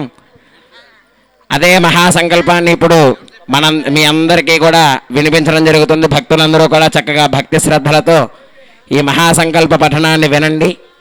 భక్తి శ్రద్ధలతో స్వామివారి అనుగ్రహానికి పాత్రలు కావాల్సిందిగా తెలియజేస్తున్నాం. భగవతో మహాపురుషస్య శ్రీమదాదినారాయణస్య అచింత్యా పరిమిత శక్త్యా భ్రియమాణస్య మహాజలోఘస్య మధ్యే పరిభ్రమానానామనేక కోటి బ్రహ్మాండానాం ఏకతమే తేజో వాయువాకాశాహంకార మహదవ్యక్తాఖ్య సప్తావరణైరావృతే అస్మిన్ మహతి బ్రహ్మాండే ఆధారశక్తి శ్రీవరాహ కూర్మానందాది అష్టదిగ్గజో పరిప్రతిష్ఠితానాం అతల వితల సుతల తల తలరసాతల మహాతల పాతాళాఖ్య సప్తలోకానాం భూత్భవాగే భూలోకే స్వర్లోక సవర్లోక మహర్లోక జనోలోక తపోలోక సత్యలోకాఖ్య షల్లోకానాం అదో భాగే మహానాలాయమానస్య పనిరాజస్య శేషస్య సహస్రఫణామణి మండల మండితే ఐరావత పుండరీక వామన కుముదాంజన పుష్పదంత సార్వభౌమ సుప్రతీకాఖ్య నవ పరివృతే ప్లక్షకుశక్రహుంజ సాకసాల్మలి పుష్కరాఖ్య సప్తద్వీపదీపితే మహేంద్రమలే కృష్ణా గోదావర్యోర్మధ్యదేశే కృష్ణా కావేర్యోర్మధ్యదేశే సత్యవదక్షేత్రే సకల దేవతా సన్నిధౌ సకల జగత్ సృష్టు పరార్థత్వయ జీవినో బ్రహ్మణో ద్వితీయ పరార్థే ప్రథమ వర్షే ప్రథమ పక్షే ప్రథమే దివసే ద్వితీయయామే త్రయోదశి ఘటికాసు చత్వారింశత్తి ఘటికాసు గతాసు తృతీయ ముహూర్తే ప్రథమ ప్రాణాయామ కాలే పురుహూతనామధేయేంద్ర సమయే పార్థివకూర్మ ప్రళయానంత శ్వేతవరాహ బ్రాహ్మదామిత్రాఖ్య సప్తకల్పానాం మధ్యే పంచమే శ్వేతవరాహ కల్పే స్వాయంభువస్వారో శుచోత్ సర్వేషాం పితॄణాం కుంభీపాక లోహిత ధామ ఆతప సంఘాత కాలసూత్రాది వివిధేభ్యో మహాఘోరేభ్యో నరకేభ్యః ఉత్తీర్య జీవితంలో ప్రతి ఒక్కరూ కూడా ఎన్నో నోములు వ్రతాలు చేస్తూ ఉంటారు కదా. ఈ వ్రతాలన్నిటిలో మనకు తెలుసో తెలియకో ఏదో ఒకటి చేస్తూ ఉంటాం. తప్పో ఒప్పో మనకు తెలియని మంత్రాలు, మనకు తెలియని ముందుగా తెలియని వాళ్ళు ఏం చేస్తారు, ముందు అగరత్తులు చూపించకుండా దీపం చూపిస్తారు. కొంతమంది అరటిపళ్ళు నైవేద్యం పెట్టేసి తర్వాత అగరత్తులు చూపిస్తారు. అలాంటి వాళ్ళు ఉన్నారు, తెలియని వాళ్ళు. అది మనకి తెలియక చేస్తున్నాం కాబట్టి అది. అట్లాంటి పాపాలు ఏదైనా ఉంటే నాకు అనేక చాలా జన్మలు ఇచ్చావు, మనం భగవంతుడికి వేడుకుంటున్నాం అన్నమాట. ఇలా చెప్తూ, స్వామి నాకు చాలా జన్మలు ఇచ్చావు, దీనికి ముందు నేను ఏ చీమగానో పాముగానో దోమగానో పుట్టుంటాను, ఆ జన్మలోనూ ఇహ జన్మనిచ ఈ జన్మలో కూడా ఏతత్ క్షణపర్యంతం నేను పుట్టిన దగ్గర నుంచి ప్రతి క్షణము బాల్యము, యవ్వనము, కౌమారము, వార్ధక్యము అనేవి ఒక 4 ఉన్నాయి కదా. బాల్యము అంటే పుట్టిన పిల్లని ఏమంటాం మనం, బాలుడు అంటాం కదా. యవ్వనము తర్వాత 15 ఏళ్ళ నుంచి 25 ఏళ్ళ లోపు ఉన్న కుర్రాడిని ఏమంటాం, యవ్వనస్తులు అంటాం కదా.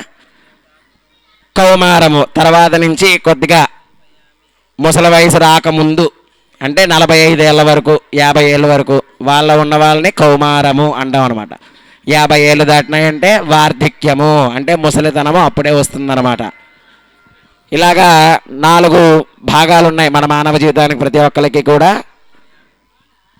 ఈ 4 భాగాల్లో కూడా రహసి నేను తెలిసి తెలియక, ఆవృత్తము అనావృత్తము మహాపాతకాలు ఇవన్నీ కూడా పాపాలు అన్నమాట. మనకు తెలిసి తెలియక చేసే పాపాలు. సమస్త దురిదక్షయార్థం నేను ఈ సంకల్పం విన్నంత మాత్రాన ఇవన్నీ కూడా తొలగిపోవాలి అని దండం పెట్టుకుంటున్నట్టుగా స్వామివారికి మనం ఇది చెప్పుకున్నాం.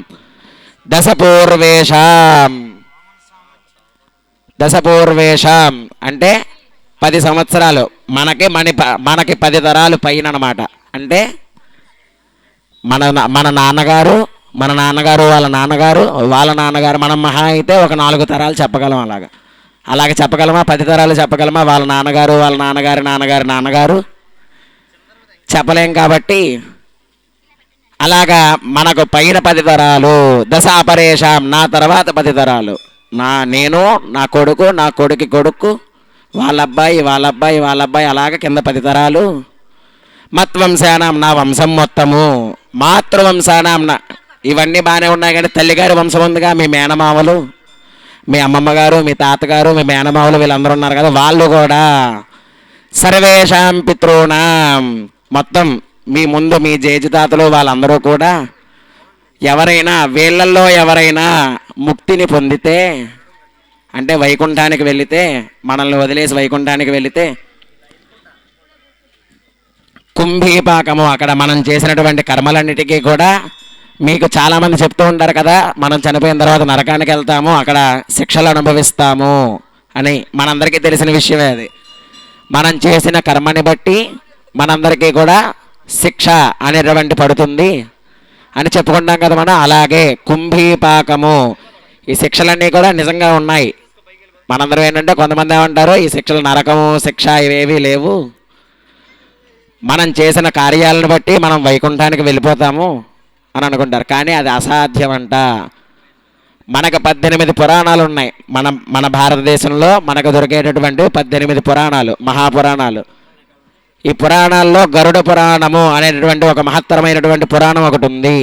ఆ గరుడ పురాణంలో మనిషి పుట్టిన దగ్గర నుంచి, మనిషి జననం నుంచి మనిషి మరణించిన తర్వాత ఎక్కడికి వెళతాడు, అక్కడికి వెళ్ళిన తర్వాత వాడు ఏమనుభవిస్తాడు, వాడు కింద భూలోకంలో ఏం చేస్తే దానికి అక్కడ ఏ శిక్ష పడుతుంది అనేది ఆ పుస్తకంలో ఉంటుందట.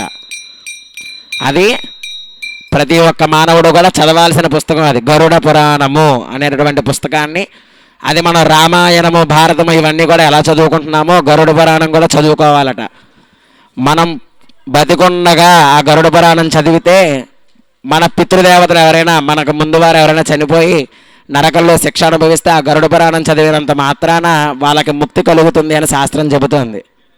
కాబట్టి మనం భగవద్గీత రామాయణం ఇవన్నీ ఎలా చదువుతామో అలాగే గరుడ పురాణం కూడా చదవాలంటే ఒకసారి. దాంట్లో చెప్పాడు ఇవన్నీ, కుంభీపాకము, లోహితము, ధామాతపము. మనం సాధారణంగా సినిమాలో చూపించే విధంగా ఏంటంటే పెద్ద గుండెకు పెట్టి ఆ పాపులందరినీ కూడా దాంట్లో ముంచుతూ ఉంటారు మనకి సినిమాలో చూపించి. కానీ అలా కాదట. మన భూమండలం ఎంతైతే ఉందో అంత గుండెగిలాగా ఒకటి ఉంటుందట, దాంట్లో నూనె సలాసలా మరుగుతూ ఉంటుందట. మనం చేసిన తప్పు దీన్ని బట్టి వీడి పాపం చేశాడు అని యమధర్మరాజుకి చిత్రగుప్తుడు చెప్తాడట, స్వామి వీడు భూలోకంలో ఏనాడు కూడా భగవన్నామ స్మరణ చేయలేదు అని చెప్తాడు. వీడికి శిక్ష వేయండి అంటాడట యమధర్మరాజు. మనకి అదంతా రాకుండా ఉండాలంటే ఏం చేయాలి? భగవన్నామ స్మరణ చెయ్యాలి. కనీసంలో రోజుకి ఒక 5 నిమిషాలైనా నారాయణనో, మీకు మంత్రాలే రావక్కర్లేదు, నారాయణనో, హరి అనో, కృష్ణ అనో, దుర్గా అనో, ఏదో ఒకటి మీకు ఇష్టమైన దేవతల పేర్లు మనస్సులో ఒక 5 నిమిషాలు తలుచుకోవాలట. అలా తలుచుకుంటే ఏమవుతుంది? మోక్షం కలుగుతుంది. భగవన్నామ స్మరణ చేయడం వల్ల మన కలియుగంలో భగవన్నామ స్మరణ చేస్తే ప్రతి ఒక్క మానవుడు కూడా మోక్షాన్ని పొందుతాడు. భగవద్గీత చదివారా మీరు ఎవరైనా? భగవద్గీతలో సారాంశం కూడా అదే. భగవద్గీతలో సారాంశం కూడా అదే. మరి కృష్ణుడు ఎక్కడి నుంచి వచ్చాడు? అర్జునుడు యుద్ధం చేయలేక నా చేత కౌరవులందరినీ కూడా యుద్ధంలో ఓడించేశాడు అన్నమాట. అట్లాగా భగవంతుడు ఏదో రూపంలో మనకి సహకరిస్తూ ఉంటాడు. కాబట్టి కనీసం ఆయన్ని రోజులో మనం ఏంటంటే ఇప్పుడు ఏమైపోయిందంటే రోజు పొద్దున్నే లేచి స్నానం చేయడం, తినడం, దేవుడికి దండం పెట్టుకోవడం అనేది లేదు. అసలు దేవాలయానికి వెళ్ళడం అనేది మానేసాం మనం, అవునా కదా? కానీ దేవాలయానికి ఎందుకు వెళ్ళాలి అంటే ఒక కథ రూపంలో చెప్తాను మీకు. దేవాలయానికి వెళ్ళి మనం ఏం చేస్తాం? సాధారణంగా గుళ్ళో వెళ్ళిన వెంటనే పంతులు గారు గోత్రనామం అడుగుతారు, చెప్పేస్తాము, కళ్ళు మూసుకొని దండం పెట్టుకుంటాం. అలాగా మీరు గుళ్ళోకి వెళ్ళేది దేనికి? దేవుణ్ణి చూడాలన్నమాట. మనం గుళ్ళోకి వెళ్ళి ఎప్పుడూ కళ్ళు మూసుకొని దండం పెట్టుకోకూడదు. అదేదో ఇంటి దగ్గరే చేయొచ్చు కదా. కానీ ఏంటంటే గుళ్ళోకి వెళ్ళి చక్కగా స్వామివారిని, నిత్య యవ్వన సౌందర్యమూర్తిని చూడాలట. వెంకటేశ్వర స్వామి గుళ్ళోకి వెళ్తే స్వామివారిని పాదాల దగ్గర నుంచి శిరస్సు వరకు చూడాలట. ఆహా స్వామి ఏమున్నావు, ఎంత అందంగా ఉన్నావు, ఆ తోమాలు చూడు ఎంత బాగా వేసుకున్నావు, ఆ పంచి భలే కట్టారే నీకు. మనం మన పక్కన స్నేహితుడితో ఎలా అయితే మాట్లాడతామో, మన పక్కన స్నేహితుడు ఎవడైనా ఉంటే ఆహా అరే బట్టలు ఎంత బాగున్నాయి నీవి అంటాం కదా. ఆడవారు సాధారణంగా చీర ఎంత బాగుంది, ఎంత చీర, పట్టు చీర అని మాట్లాడుకుంటాము. అలాగా భగవంతుడితో కూడా మాట్లాడాలట మనం. అలా మాట్లాడితే ఏమవుతుందంటే భగవంతుడి మీద మనకి భక్తి పెరుగుతుంది, భక్తి లేకపోతే భక్తి పెరుగుతుంది. అలా మాట్లాడటం వలన మనకున్నటువంటి మానసికంగా ఉన్నటువంటి ఆలోచనలన్నీ కూడా తొలగిపోతాయి. మనం మన పక్కన వాడితో చెప్తే ఏం చేస్తాడు వాడు? మనకు స్నేహితుడు ఉంటాడు, ఒరే నా దగ్గర డబ్బు లేదురా అంటే ఆడేం డబ్బు తెచ్చేవాడు కదా మనకి. కానీ భగవంతుడికి చెప్పుకోవాలట, స్వామి నా దగ్గర నేను జీవిస్తున్నాను, నా దగ్గర డబ్బు లేదు, నాకు ఆరోగ్యం లేదు. గుళ్ళోకి వెళ్ళి చెప్పాల్సినవి ఇవే చెప్తారా? ఎప్పుడు ఇవి కూడా చెప్పకూడదట. గుళ్ళోకి వెళ్ళి మనం ఏం చెయ్యాలంటే స్వామివారిని చూసి, స్వామి ఇంత నాకు ఈ మానవ జన్మ ఇచ్చావు, నేను ఎంతో పాపపుణ్యాలు చేసి ఉంటాను, ఈ పని వెళ్ళి దండం పెట్టేసుకొని, స్వామి నా దగ్గర డబ్బు లేదు, నా దగ్గర ఆరోగ్యం లేదు, రోజుకి 10 టాబ్లెట్లు వేసుకుంటే కానీ నా శరీరం నడవట్లేదు అని ఎప్పుడు దండం పెట్టుకోకూడదట. మనం దండం పెట్టుకుంటే భగవంతుడు ఇచ్చేస్తాడా అంటే ఇచ్చేసాడా? మీ అందరికీ భగవంతుడు ఇచ్చేసాడా? గుళ్ళోకి వెళ్ళి స్వామి నాకు డబ్బు కావాలంటే డబ్బు ఇచ్చేసాడా మీ అందరికీ? కానీ ఎప్పుడు అలా కూడా అనుకోకూడదట మనం. ఇదేంటిది, దేవుడికి దండం పెట్టుకుంటున్నాము, ఇన్ని వ్రతాలు చేస్తున్నాం, ఇన్ని నోములు చేస్తున్నాం, ఇన్ని హోమాలు చేస్తున్నాం, పంతులు గారు వచ్చారు హోమం చేశారు అయిపోతుంది అన్నారు, 10,000 తీసుకెళ్లారు అవ్వలేదు, పంతులు గారు సరిగ్గా చేయలేదు అంటాం మనం, అవునా కదా? కానీ ఎప్పుడు అలా కూడా అనుకోకూడదట. మనకి బ్రహ్మగారు, సృష్టికర్త అయినటువంటి బ్రహ్మగారు ఒక రాత రాస్తారు కదా మనకి, మన నుదుటి మీద రాసినప్పుడు, వీడికి సమయం నుంచి ఈ సమయం వరకు ధనము అనుభవించే యోగం ఉంది అని రాస్తాడు ఆయన. మనం ఇప్పుడు చేసుకున్న పుణ్యాలు, మనం చేసుకున్నటువంటి వ్రతాలు, నోములు ఇవన్నీ కూడా అప్పుడు ఫలిస్తాయి అన్నమాట. వెంటనే వచ్చేది కదా ప్రతిఫలం. ఇప్పుడు మన శరీరంలో అయితే మనం తిన్న వెంటనే ఆకలి తీరిపోతుంది, కానీ మనం భగవంతుడిని కోరుకుంటే ఆయన ఎప్పుడు ఇవ్వాలో అప్పుడు ఇస్తాడట ఆయన. అంతేగాని మనం ఏం చేస్తున్నామంటే భగవంతుడు ఇవ్వట్లేదు, అసలు భగవంతుడు అనేవాడే లేడు, భగవంతుడు ఉంటే నాకు ఈ కష్టాలు ఎందుకు అని అనుకుంటాం మనం. కానీ ఎప్పుడు అలా అనుకోకూడదు. చక్కగా గుళ్ళోకి వెళ్ళి స్వామివారికి దండం పెట్టుకొని, స్వామి ఇదంతా నువ్వు ఇచ్చిందే, ఈ దేహం నువ్వు ఇచ్చిందే, నేను ఇలా చూడగలుగుతున్నాను నిన్నంటే ఈ కళ్ళు నువ్వు ఇచ్చినవే, నేను నడవగలుగుతున్నానంటే ఈ పాదాలు నువ్వు ఇచ్చినవే, కాళ్ళు నువ్వు ఇచ్చినవే, నీకు చేతులు జోడించి దండం పెడుతున్నానంటే ఈ చేతులు కూడా నువ్వు ఇచ్చినవే, ఇదంతా నీదే, నా దేహమే నీది. కాబట్టి నేను తెలుసో తెలియకో ఏదైనా పాపాలు చేస్తే వాటిని అన్నింటినీ కూడా మన్నించి నాకు మోక్షాన్ని ప్రసాదించు ప్రభు అని దండం పెట్టుకోవాలట భగవంతుని చూసి. అంతేగాని వెళ్ళి కళ్ళు మూసుకొని ఎప్పుడూ దండం పెట్టుకోకూడదు దేవుడి దగ్గర. మీరు అందరూ కూడా గమనించి చక్కగా రేపటి నుంచి దేవాలయానికి వెళితే వెంకటేశ్వర స్వామినే కాదు అమ్మవారి గుడికి వెళ్ళినా మీరు ఎవరైనా గమనించారా? ఇక్కడ గ్రామదేవత గుడి దగ్గరికి వెళ్ళారనుకోండి, గ్రామదేవతకి గడ్డం దగ్గర చుక్కు ఉంటుంది చూసారా ఎవరైనా? అట్లాంటివి చూడాలట. మనం గుళ్ళోకి వెళ్ళేది దానికే కదా. ఇప్పుడు వెంకటేశ్వర స్వామి దగ్గరికి వెళ్తున్నాం, ఆయన గడ్డం దగ్గర చక్కగా తెల్లగా రాస్తారు కదా, ఏంటిది అది? వెన్న రాస్తారు కదా ఆయనకి. అలాంటివి ఎక్కడికైనా అమ్మవారి గుడి దగ్గరికి వెళ్తే అమ్మవారికి కట్టినటువంటి చీర, అలాగే అమ్మవారికి ఉన్నటువంటి గుణగణాలను చూసి పొగడాలట.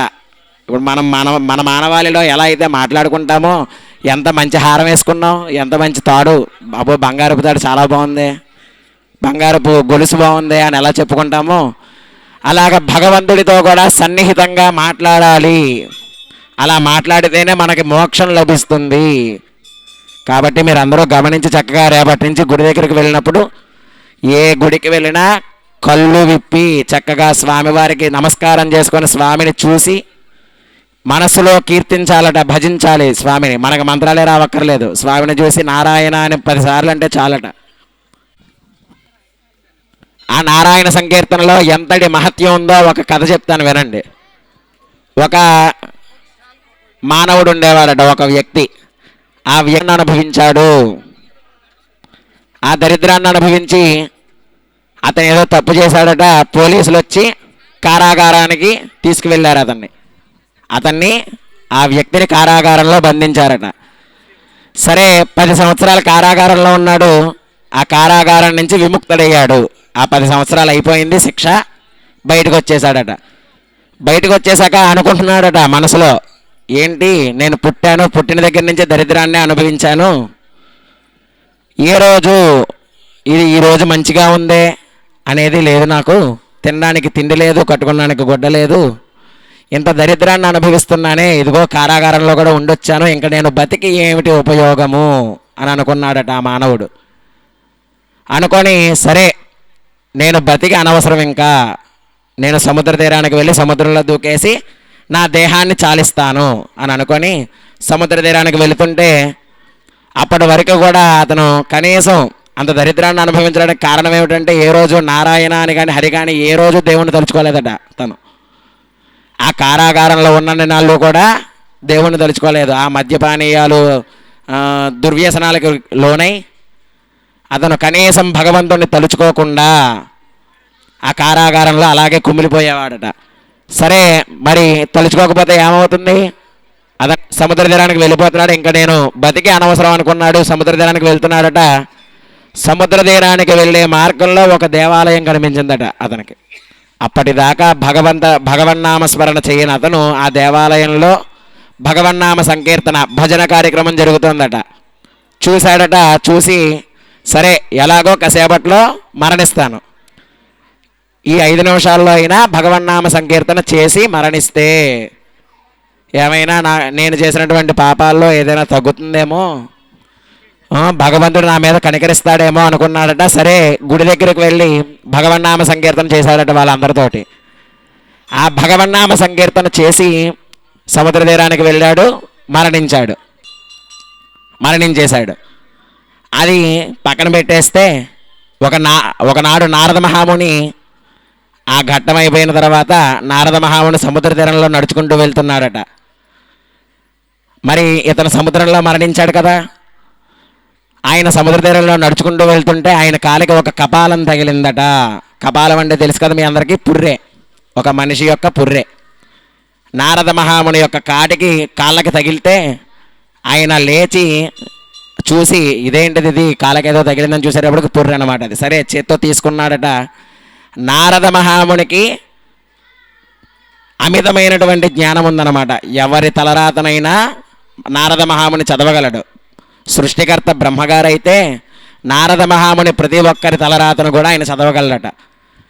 ఆయనకు ఆ వరం ఇచ్చాడు బ్రహ్మగారు కాబట్టి. సరే ఎవరిదో పుర్రె తగిలింది, ఈ పుర్రె యొక్క మానవ జీవనం ఎలా ఉంది అనేది చూద్దాము. ఇతను ఎలా చనిపోయాడు, దీనికి ముందు ఏం చేశాడు అనేది మొత్తం చూద్దాము, ఇతని తలరాత మనం చదువుదాము అని పుర్రె తీసుకొని నుదుటి మీద ఉన్నటువంటి తలరాతను చదువుతున్నాడట. ఆ నుదుటి మీద ఒక శ్లోకం రాసిందట సంస్కృతంలో. ఏమని? జన్మ ప్రభృతి దారిద్ర్యం దశవర్షాని బంధనం సముద్రతీరే మరణం కించిత్ భోగం భవిష్యతి అనే శ్లోకం ఉందట ఆ పుర్రె మీద, తలరాత మీద, నుదుటి మీద. సరే చూశాడు ఆయన, అర్థం చేసుకున్నాడట ఆ శ్లోకాన్ని. జన్మ ప్రభృతి దారిద్ర్యం, ఇందాక చెప్పుకున్నట్టే జన్మంతా కూడా దరిద్రాన్ని అనుభవించాడు అని దాని మీద ఉంది, ఆ నుదుటి మీద. బాగానే ఉంది. దశవర్షాని బంధనం, 10 సంవత్సరాలు కారాగారంలో ఉన్నాడు చెప్పుకున్నట్టుగానే. సముద్ర తీరే మరణం, సముద్ర తీరంలోనే మరణించాడు కదా. కించిత్ భోగం భవిష్యతి, అది అర్థం కాలేదట ఆయనకి. కించిత్ భోగం భవిష్యతి అంటే ఇదంతా అనుభవించేశాడు, సముద్ర తీరంలో మరణించాడు. కించిత్ భోగం, ఇంకా కొంచెం భోగం భవిష్యత్తులో అనుభవిస్తాడు అని రాసుందట. చనిపోయిన మనిషి యొక్క పుర్రె భోగాన్ని ఎలా అనుభవిస్తుంది అని నారద మహామునికి అర్థం కాలేదు. ఇదేంటిది, ఇతను జన్మంతా కూడా దరిద్రాన్ని అనుభవించాడు, 10 సంవత్సరాలు కారాగారంలో ఉన్నాడు, సముద్ర తీరంలో మరణించాడు, ఇంకా భవిష్యత్తులో భోగం ఎలా అనుభవిస్తాడు అని నారద మహాముని ఆలోచించాడట. ఆయనకు అర్థం కాలేదట. అదే ఇది నా దగ్గర తేలే విషయంలా లేదు. సరే సృష్టికర్త బ్రహ్మగారు కాబట్టి బ్రహ్మగారిని అడుగుదాము ఈ ప్రశ్న, దానికి ఆయన సమాధానం చెప్తారు అని ఆ పుర్రెను తీసుకొని బ్రహ్మలోకానికి బయలుదేరాడట నారద మహాముని. బ్రహ్మలోకానికి బయలుదేరుతుంటే దారిలో కైలాసం తగిలిందట. కైలాసానికి వెళ్ళాడట. శివపార్వతుల దగ్గరికి వెళ్ళి, పరమేశ్వర, నేను భూలోకంలో సముద్ర తీరంలో నడుస్తూ వెళుతుంటే నా కాలికి ఒక పుర్రె తగిలింది, ఇదిగోండి తీసుకొచ్చాను. ఆ పుర్రె నుదుటి మీద ఉన్నటువంటి రాతని చదివాను నేను, తలరాతని.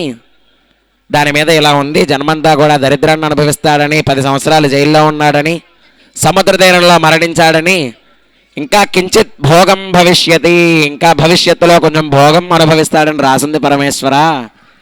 నాకు ఇదంతా అర్థమైంది కానీ కించిత్ భోగం భవిష్యతి అనేటటువంటిది అర్థం కాలేదు నాకు. నేను బ్రహ్మలోకానికి వెళ్తున్నాను, ఆ బ్రహ్మలోకానికి వెళ్ళే దారిలో మీరు కైలాసం ఉంది కాబట్టి కైలాసానికి వచ్చాను, మీరు దీనికి సమాధానం చెప్పగలరా అని అడిగాడట పరమేశ్వరుణ్ణి. ఆయన కూడా ఆలోచించాడట శివపరమాత్మ, ఇది నా దగ్గర తెలియదు కాదు, సృష్టికర్త బ్రహ్మగారు కాబట్టి బ్రహ్మగారినే అడుగు అని అన్నాడట. సరే మళ్ళీ పుర్రె పట్టుకున్నాడు, బయలుదేరాడు బ్రహ్మలోకానికి. బయలుదేరుతుంటే మధ్యలో వైకుంఠం తగిలిందట. వైకుంఠానికి వెళ్ళాడు. విష్ణుమూర్తిని లక్ష్మీదేవిని చూశాడట, దండం పెట్టుకున్నాడట. విష్ణుమూర్తితో మళ్ళీ ఇదంతా చెప్పుకుంటూ వచ్చాడట. స్వామి, నేను భూలోకంలో సముద్ర తీరంలో నడుచుకుంటూ వెళ్తున్నాను, నా కాలుకి ఒక పుర్రె తగిలింది, దాని మీద ఈ శ్లోకం అంతా రాసింది, జన్మంతా దరిద్రాన్ని అనుభవించాడని, 10 సంవత్సరాలు జైల్లో ఉన్నాడని, సముద్ర తీరంలో మరణించాడని రాసుంది. తర్వాత కించిత్ భోగం భవిష్యతి అనేటటువంటిది ఉంది స్వామి. ఒక మానవుడు మరణించిన తర్వాత భోగాన్ని ఎలా అనుభవిస్తాడు అని విష్ణుమూర్తిని అడిగాడట. విష్ణుమూర్తి కూడా, అయ్యా నాకు ఇది సంబంధం లేనిది, నేను స్థితిని మాత్రమే ఇస్తాను. బ్రహ్మగారు సృష్టిస్తే ఆ మానవుడు ఎలా బతకాలి అనేటటువంటి స్థితిని నేను ఇవ్వగలను, కానీ దీనికి సమాధానం నేను చెప్పలేను.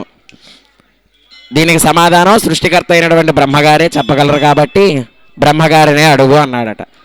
సరే నమస్కారం చేసుకున్నాడు. బ్రహ్మలోకానికి మళ్ళీ బయలుదేరాడు. ఆ పుర్రె పట్టుకొని బ్రహ్మలోకానికి వెళ్ళాడట. బ్రహ్మలోకంలో బ్రహ్మదేవుణ్ణి సరస్వతిని చూసి నమస్కారం చేసుకొని, స్వామి, మళ్ళీ చెప్పుకుంటూ వచ్చాడట ఇదంతా. నేను భూలోకంలో సముద్ర తీరంలో నడుస్తున్నాను, నా కాలికి ఒక పుర్రె తగిలింది, దాని మీద ఈ శ్లోకం రాసింది, జన్మ ప్రవృత్తి దారిద్ర్యం దశవర్షాని బంధనం సముద్ర తీరే మరణం కించిత్ భోగం భవిష్యతి అనేటటువంటి శ్లోకం రాసింది స్వామి, దీనికి అర్థం చెప్పండి అన్నాడట. సరే చదువు, నేను దీనికి అర్థం చెప్పగలను అని అన్నాడట ఆయన. జన్మ ప్రవృత్తి దారిద్ర్యం, ఇప్పటిదాకా మనం చెప్పుకున్నట్టుగానే జన్మంతా కూడా దరిద్రాన్ని అనుభవించాడు. అలాగే దశవర్షాని బంధనం, 10 సంవత్సరాల కారాగారంలో ఉన్నాడు, సముద్ర తీరంలో మరణించాడు, అయిపోయింది. కించిత్ భోగం భవిష్యతి, భవిష్యత్తులో ఇంకా కొంచెం భోగం అనుభవిస్తాడు అని రాసుందట దాని మీద. బ్రహ్మగారు కూడా ఆలోచించారట, అరే ఇదేంటిది, ఇది చనిపోయిన మానవుడు భోగాన్ని ఎలా అనుభవిస్తాడు అని ఆయనకి ఆలోచన వచ్చిందట. ఓహో అనుకొని నారద మహాముని నేను దీనికి సమాధానం చెబుతాను అన్నాడట. సరే ఏంటి స్వామి అని అడగగానే ఆయన అన్నాడట, బ్రహ్మగారు ఎక్కడో ఇంత దరిద్రాన్ని అనుభవించి చనిపోయినటువంటి ఒక మానవుడి పుర్రే సముద్ర తీరంలో నీకు దొరికింది. నీకు దొరకడం అనేదే ఒక భోగం. నారద మహాముని ఏమైనా తక్కువవాడా? విష్ణుమూర్తి కన్నా శక్తివంతమైనటువంటి వాడు అనమాట ఆయన. కాబట్టి జ్ఞాని, పరమజ్ఞాని, మన మానవులందరి యొక్క మెదడులో ఉన్నటువంటి ఆలోచన విధానం ఆయనకు ఒక ఇసుక రేణువు అనమాట నారద మహామునికి. అంతటి జ్ఞానవంతుడైనటువంటి ఆయనకి అర్థం కాలేక బ్రహ్మగారి దగ్గరికి వెళ్తే ఆయన అన్నారట, ఏంటి నువ్వు ఇంత జ్ఞానవంతుడివి, నువ్వు చెప్పకపోతే ఎలాగా అన్నాడట. సరే చెప్తానన్నాడట. నువ్వు భూలోకంలో ఎక్కడో సముద్ర తీరంలో దొరికిన పుర్రె పట్టుకొని ఎక్కడెక్కడ తిరిగామని అడిగాడట నారద మహాముని. స్వామి నాకు ఈ తలరాతను చూశాను, నాకు అర్థం కాలేదు. సరే అని నేను దీన్ని పట్టుకొని ముందుగా బ్రహ్మలోకానికని బయలుదేరాను. దారిలో కైలాసం తగిలింది, కైలాసానికి వెళ్ళాను, శివపార్వతులను చూశాను అన్నాడట. తర్వాత ఎక్కడికి వెళ్ళాను అన్నాడట. స్వామి తర్వాత వైకుంఠానికి వెళ్ళాను, వైకుంఠంలో కూడా విష్ణుమూర్తిని లక్ష్మీదేవిని చూశాను, వాళ్ళు కూడా సమాధానం చెప్పలేదు. కాబట్టి ఇంక చివరగా మీ దగ్గరికి బ్రహ్మలోకానికి వచ్చాను, మీరైనా దీనికి సమాధానం చెబుతారేమో అని అన్నారు. బ్రహ్మగారు అన్నారట, ఏవయ్యా ఎంత జ్ఞానవి నువ్వు, ఇది కూడా ఆలోచించకపోతే ఎలాగా? ఎక్కడో దరిద్రాన్ని అనుభవించి చనిపోయినటువంటి ఒక మనిషి పుర్రే ఇన్ని లోకాలు తిరిగి వచ్చిందే, ఇంతకన్నా భోగం ఏదైనా ఉందా అన్నాడట బ్రహ్మగారు. అంతే కదా మరి, ఎక్కడో దరిద్రాన్ని అనుభవించి కనీసం నారాయణ నామస్మరణ చేయని ఒక మానవ శరీరం పుర్రే ఎక్కడికి వెళ్ళింది? కైలాసానికి వెళ్ళింది, వైకుంఠానికి వెళ్ళింది, బ్రహ్మలోకానికి వెళ్ళింది. ఎంతసేపు చేశాడు నారాయణ భగవన్ నామస్మరణ? ఆఖరణ చనిపోయే ఒక 5 నిమిషాలు. అవునా కాదా? అతనికే దానికే అంత మోక్షం కలిగిందంటే మామూలు విషయమా? కైలాసము, వైకుంఠం, బ్రహ్మలోకం తిరిగి వచ్చిందంటే పుర్రే. మానవుడు తిరగలేకపోయినా, అతని ఆత్మ వెళ్ళలేకపోయినా అతని పుర్రె వెళ్ళింది చూసారా? అదే భోగం అంటే. వరుస క్రమంలో స్వామివారి దర్శనం చేసుకొని తీర్థము ప్రసాదము తీసుకొని స్వామివారి యొక్క అన్నప్రసాదాన్ని ఏర్పాటు చేశారు. కాబట్టి భక్తులందరూ గమనించి ఒక పద్ధతిలో స్వామివారిని దర్శించుకొని అన్నప్రసాదాన్ని స్వీకరించవలసిందిగా తెలియజేస్తున్నారు.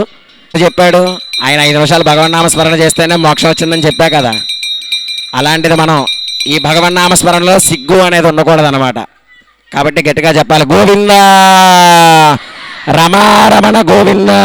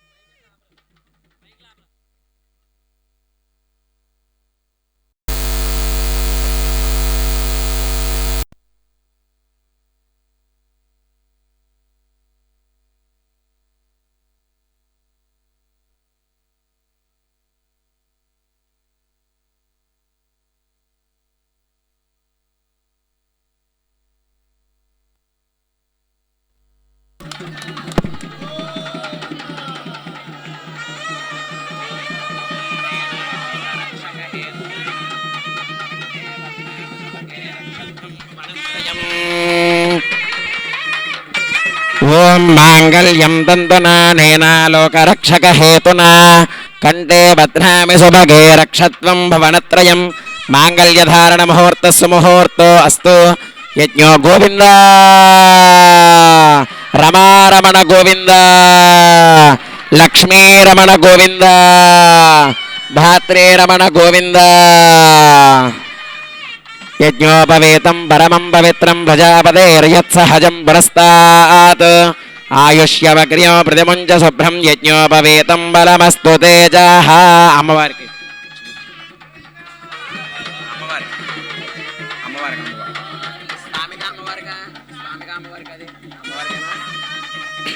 గోవింద ఓం సుమంగళేరియం వధూరిమాగం సమేత పశ్యత సౌభాగ్యమస్యే తత్వాయాధాస్తం విపరేతనా హారది హారది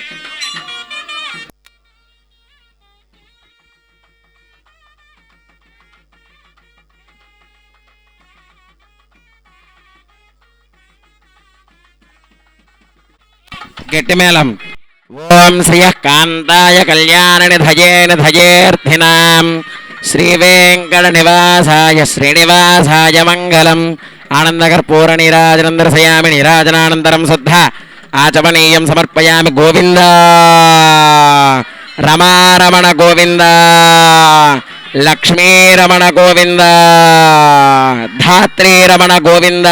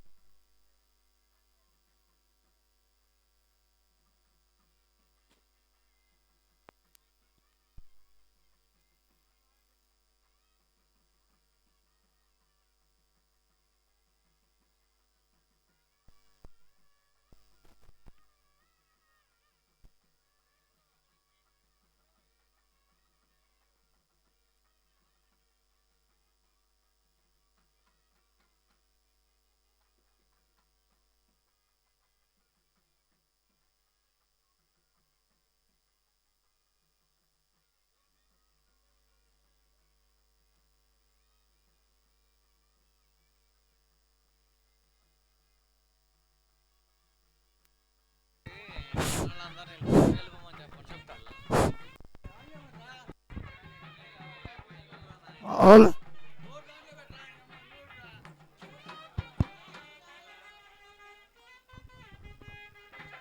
హలో హలో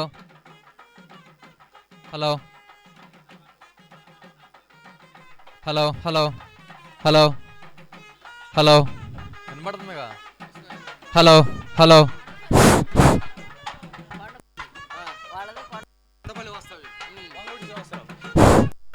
ఇంకేమైనా వచ్చినాయా?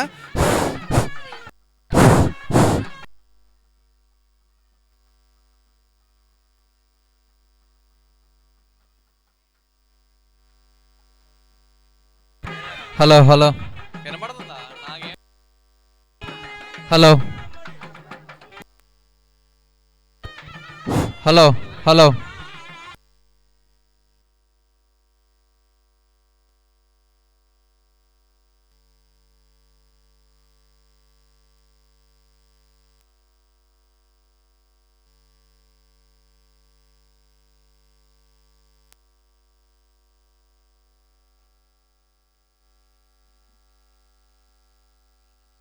హలో హలో భక్తులందరికీ మనవి, స్వామివారి కళ్యాణానంతరం భక్తులకు అన్నప్రసాద వితరణ కార్యక్రమం జరుగుతుంది. కావున భక్తులు ఈ కార్యక్రమం నిర్వహించవలసిందిగా ప్రార్థిస్తున్నాం. కొండపల్లి వాస్తవ్యులు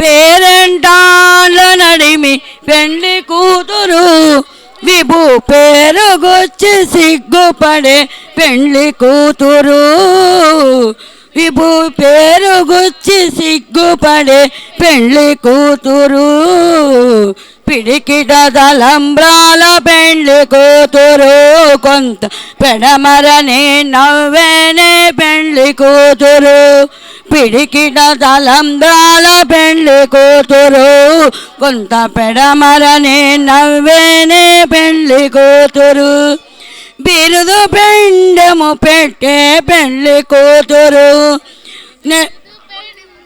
పెట్టే పెండ్లి కూతురు నెరా బిరుదు మగని కంటే పెండ్లి కూతురు బిరుదు పెండము పెట్టే పెండ్లి కూతురు నెరా బిరుదు మగని కంటే పెండ్లి కూతురు పిరుదూదినప్పుడే పెండ్లి కూతురు పిరుదూదినప్పుడే పెండ్లి కూతురు పతిని బెరరేచి నిలివో పెండ్లి కూతురు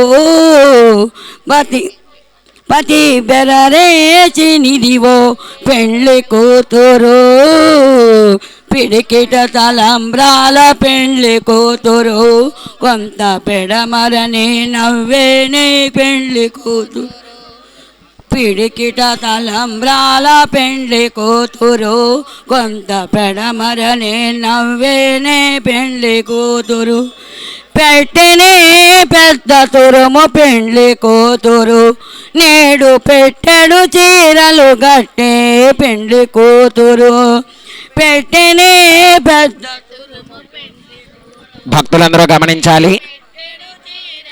పైన కూర్చున్నటువంటి దంపతుల వరకు మాత్రమే రండి. తర్వాత హారతి ఇచ్చేసిన తర్వాత అందరికీ అవకాశం ఉంటుంది.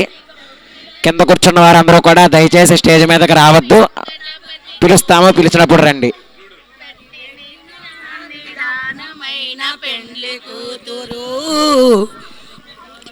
పిడికిట తలంబ్రాల పెండ్లి కూతురు కంత పెడమరని నవ్వేనే పెండ్లి కూతురు పిడికిట తలంబ్రాల పెండ్లి కూతురు కొంత పెడమరని నవ్వేనే పెండ్లి కూతురు. ఏడుకొండవాడ వెంకటరమణ గోవింద గోవింద.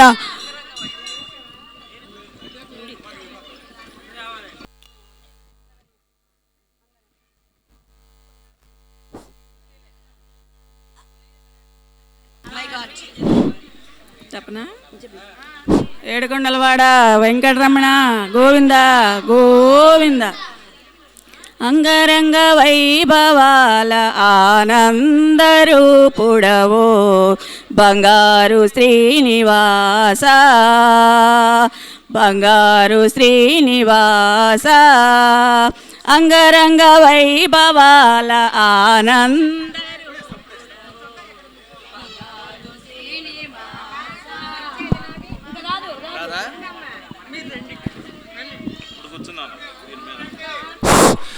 భక్తులకు మనవి అన్న సమర్పణ కార్యక్రమం ప్రారంభమైంది కానీ భక్తులు హాజరవలసిందిగా ప్రార్థిస్తున్నాం.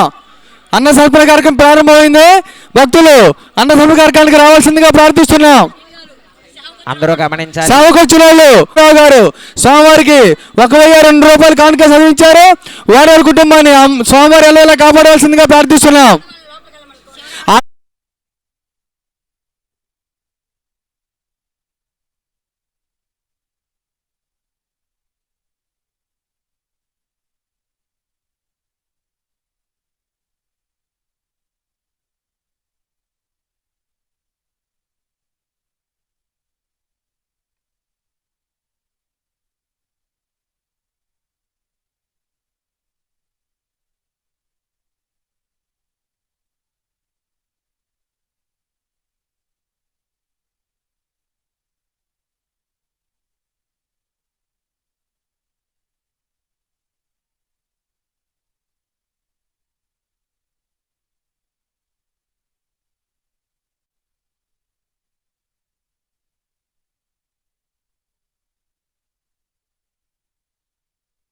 శ్రీనివాస గోవింద సితపారిజాత గోవింద శ్రీ శ్రీనివాస గోవింద సితపారిజాత గోవింద నీ నామ గోవింద గోవింద గోవింద గోవింద గోవింద గోవింద. నీ నామ స్మరణమే గోవింద నిత్యము పలికేము గోవింద. నీ నామ స్మరణమే గోవింద నిత్యము పలికేము గోవింద. నీ వేడు గానమే గోవింద మా శోకహరణము గోవింద. నీ వేణు గానమే గోవింద మా శోకహరణమే గోవింద. గోవింద గోవింద గోవింద గోవింద గోవింద గోవింద గోవింద గోవింద. శ్రీవత్సవక్షస గోవింద శ్రీశేష సాయిని గోవింద. భక్తితో కొలిచేము గోవింద శక్తి మా కందించు గోవింద. భక్తితో కొలిచేము గోవింద శ్రీ శ్రీ